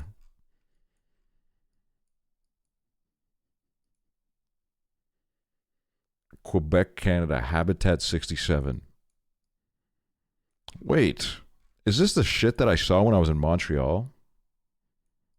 I swear to God, I saw some shit like this from like what looks like that area. And I remember seeing this building and I was like, that looks fucking insane. What is that?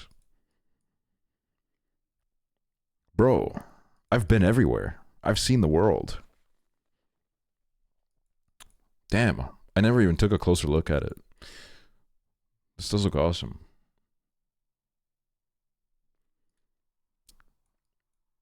The Great Train Graveyard. Wow.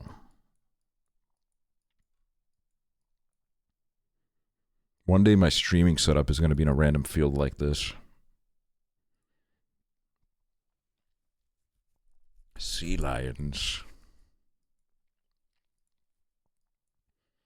Potato Hotel, Idaho. Of course Idaho would have some shit like this, man. The fucking Potato Hotel.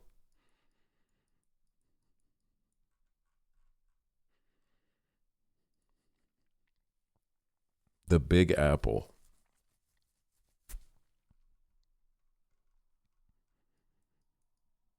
Oh my god, it's enormous.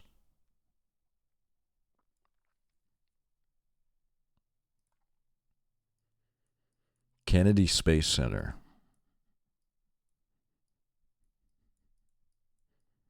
Oh shit, dude, this is where they did all that shit.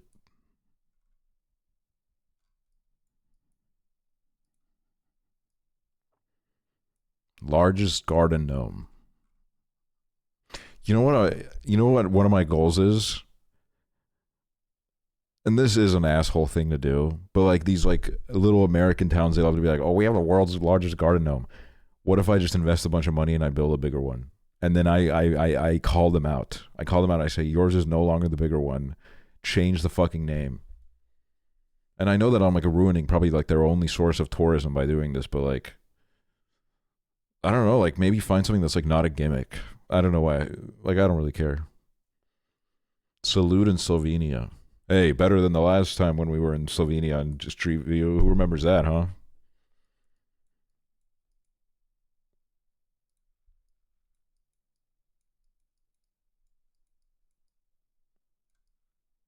Brazilian Cathedral.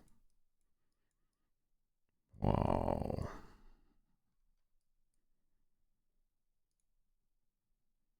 The Thing. Oh my god, it's The Thing.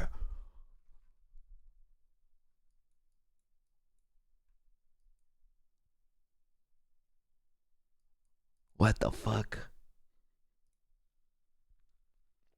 I don't know if I want to go in there.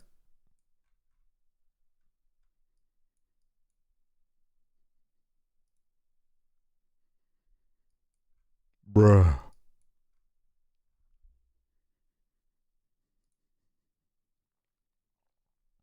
Okay, literally me and Chibley on Truck Simulator, dude. This is the kind of shit that starts happening.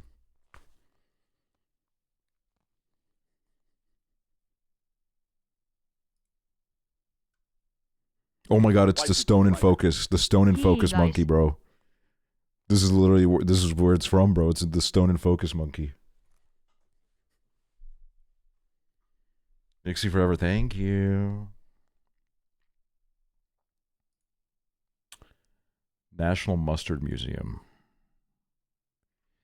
Okay, if Estonian mustard isn't in here, burn this whole fucking thing to the ground, I swear on my life.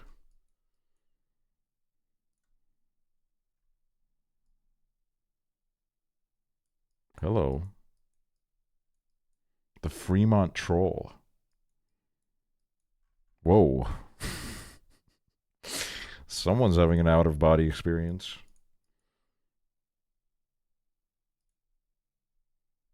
Stranded, Roswell, New Mexico. What the? Where are they going? 6 roundabouts.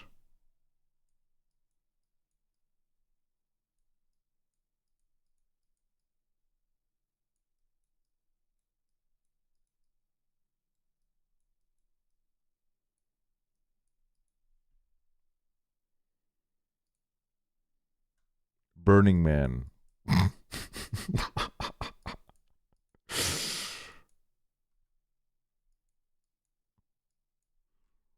Oh my god, dude. I remember when they got stuck in the mud. They got stuck in the mud at Burning Man.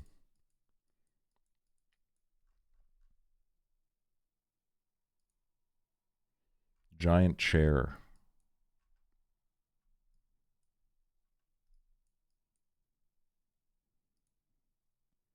Average Disney fan.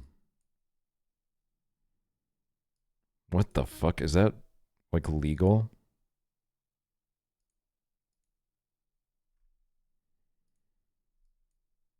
Windows XP wallpaper.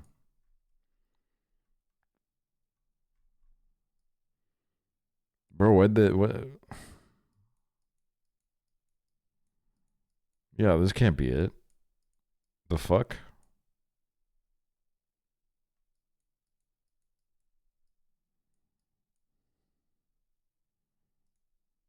It is.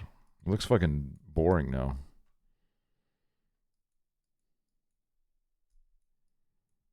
Ooh, what do they got here?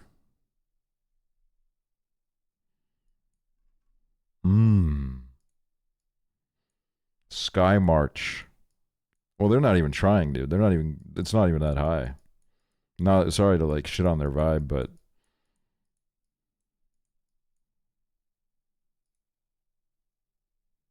Minion Home.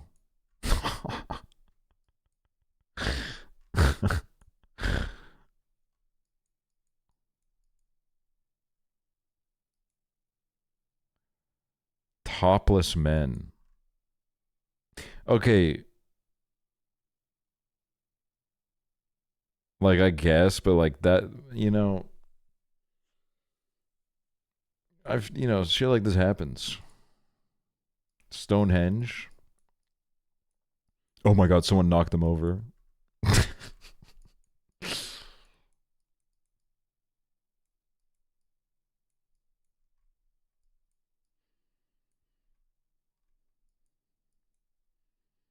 I've never been to the Stonehenge because, like, fuck me, dude. It's in the middle of nowhere. Why couldn't they just build it in, like, central London? Why couldn't they predict the future and just put it in central London, man? Like, the hell?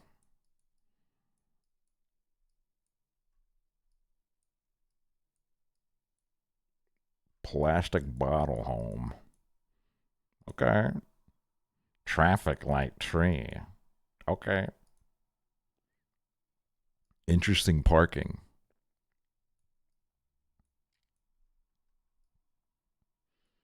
I guess that is kind of interesting. Surfing practice. Cool. Fish on a bicycle.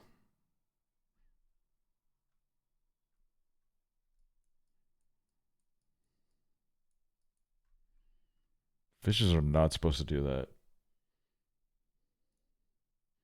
Umbrella field. Oh, that one's nice.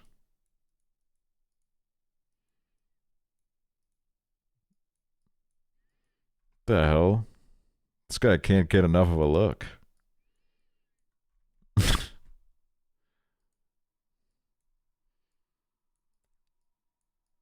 The Stig.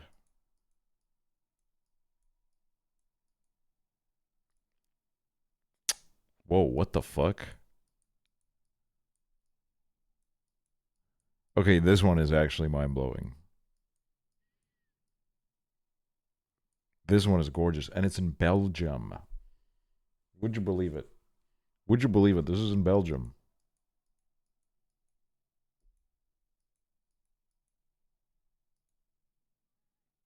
China. Oh my god. Oh my days. Oh, this is the part where the song like fucking gets scary, man. Like, I'm just trying to vibe.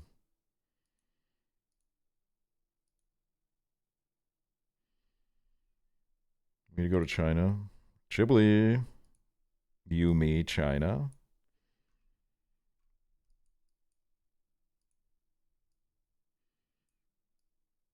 Clones. Okay, that is that is smooth.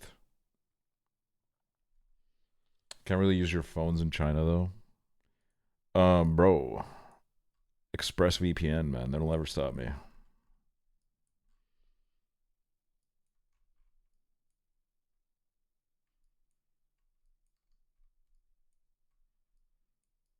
What the fuck? Bro, this is a whole ass buffet.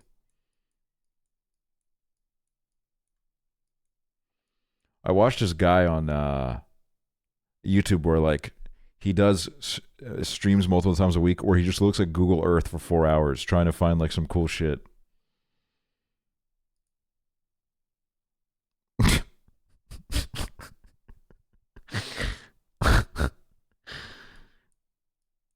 That's crazy.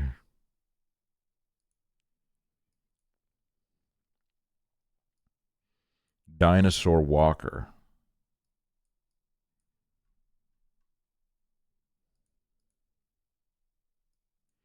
Sled dogs. Dolphins. Yeah, Venice, we get it. You have canals. We get it.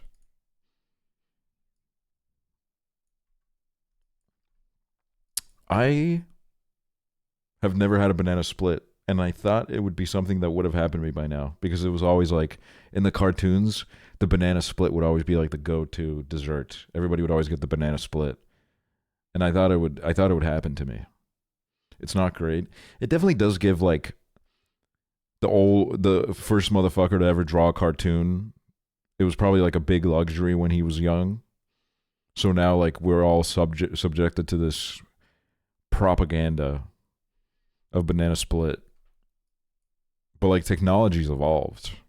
Okay, first of all, let's talk about this, dude. What the hell is this?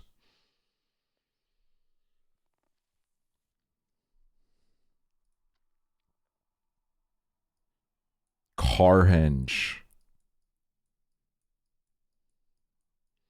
No, the US would do some shit like this, man. They fucking would. Imagine the Stonehenge, but it was a bunch of cars.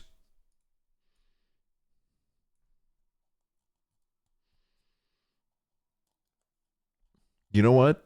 Maine? Maybe one day we'll see each other. Maine, you know what? Honestly, I wouldn't be against visiting Maine someday. Why not?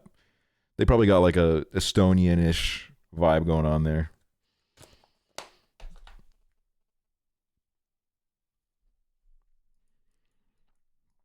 Oh, look at that shit. That's beautiful.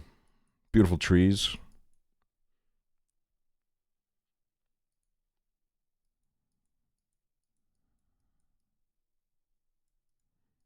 Ice cave.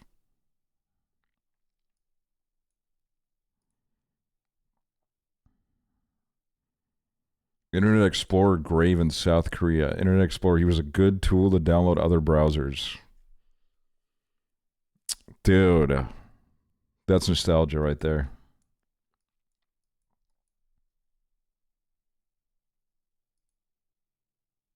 Lava Lake. Narrow passage in Saudi Arabia. Cool. The jump.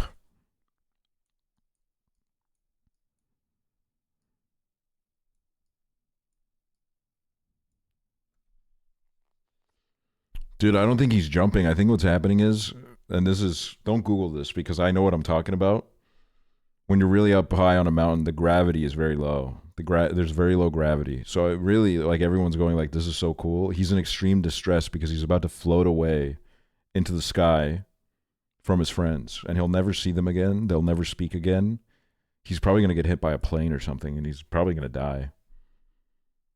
So don't, like, romanticize things like this. You don't know what you're talking about. It's fucking sick, dude. You make me sick. Furniture capital of the world. Large drawers.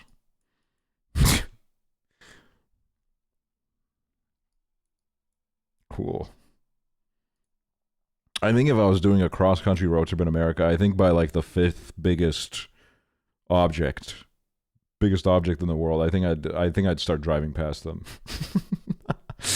I think I would just fucking floor it past them at that point. I'm not gonna lie. Like, I think, I hit my limit.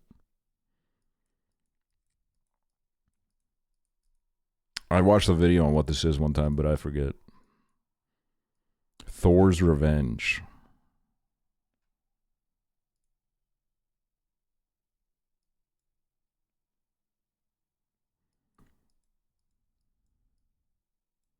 Abandoned automotive plant in Detroit, Michigan. Abrupt end. Wow.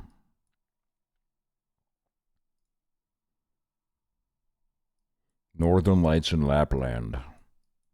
I should go to Lapland someday. I should. It's not too far from me.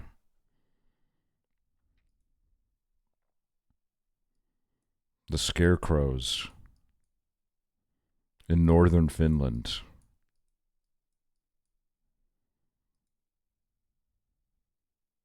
Very narrow house. Dude, this is what they're trying to build in Saudi Arabia. They're trying to build the line.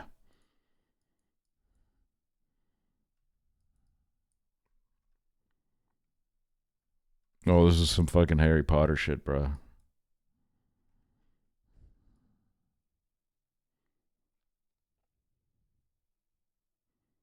Important message.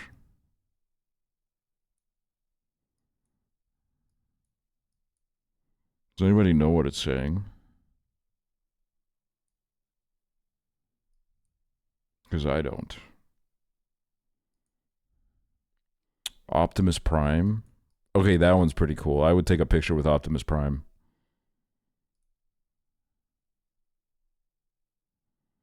House McDonald's.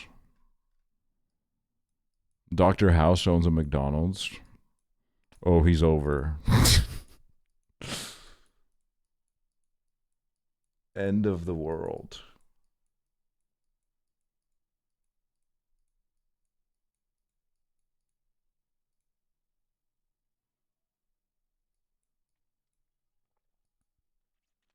All right, chill ass hangout spot.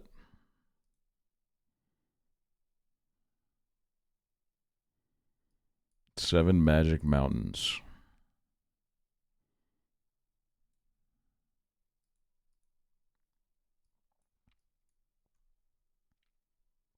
See, shit like this needs to happen in Truck Simulator, bro.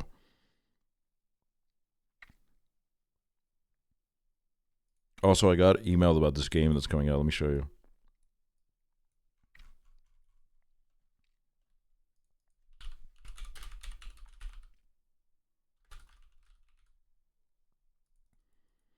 Wait. If I can find it, there it is. It's like an Australian truck simulator, man. I don't know when it's dropping, but they keep emailing me about it. They keep saying we're making Australian truck simulator.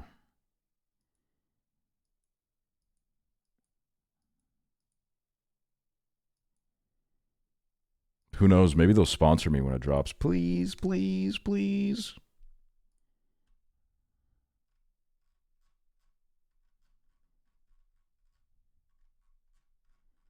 I've done enough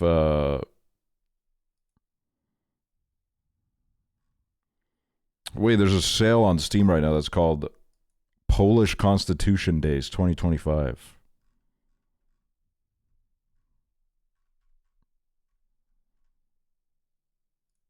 Damn, bro. Let's play. Dude, there's like 100 games in here.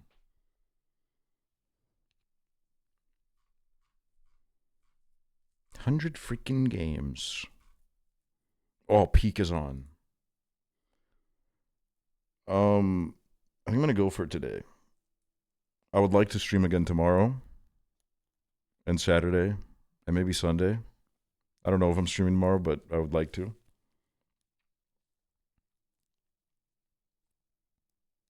I'll decide tomorrow whether we're doing Until Dawn on the weekend. Would be fun. It would be good. We could get it done in 2 streams.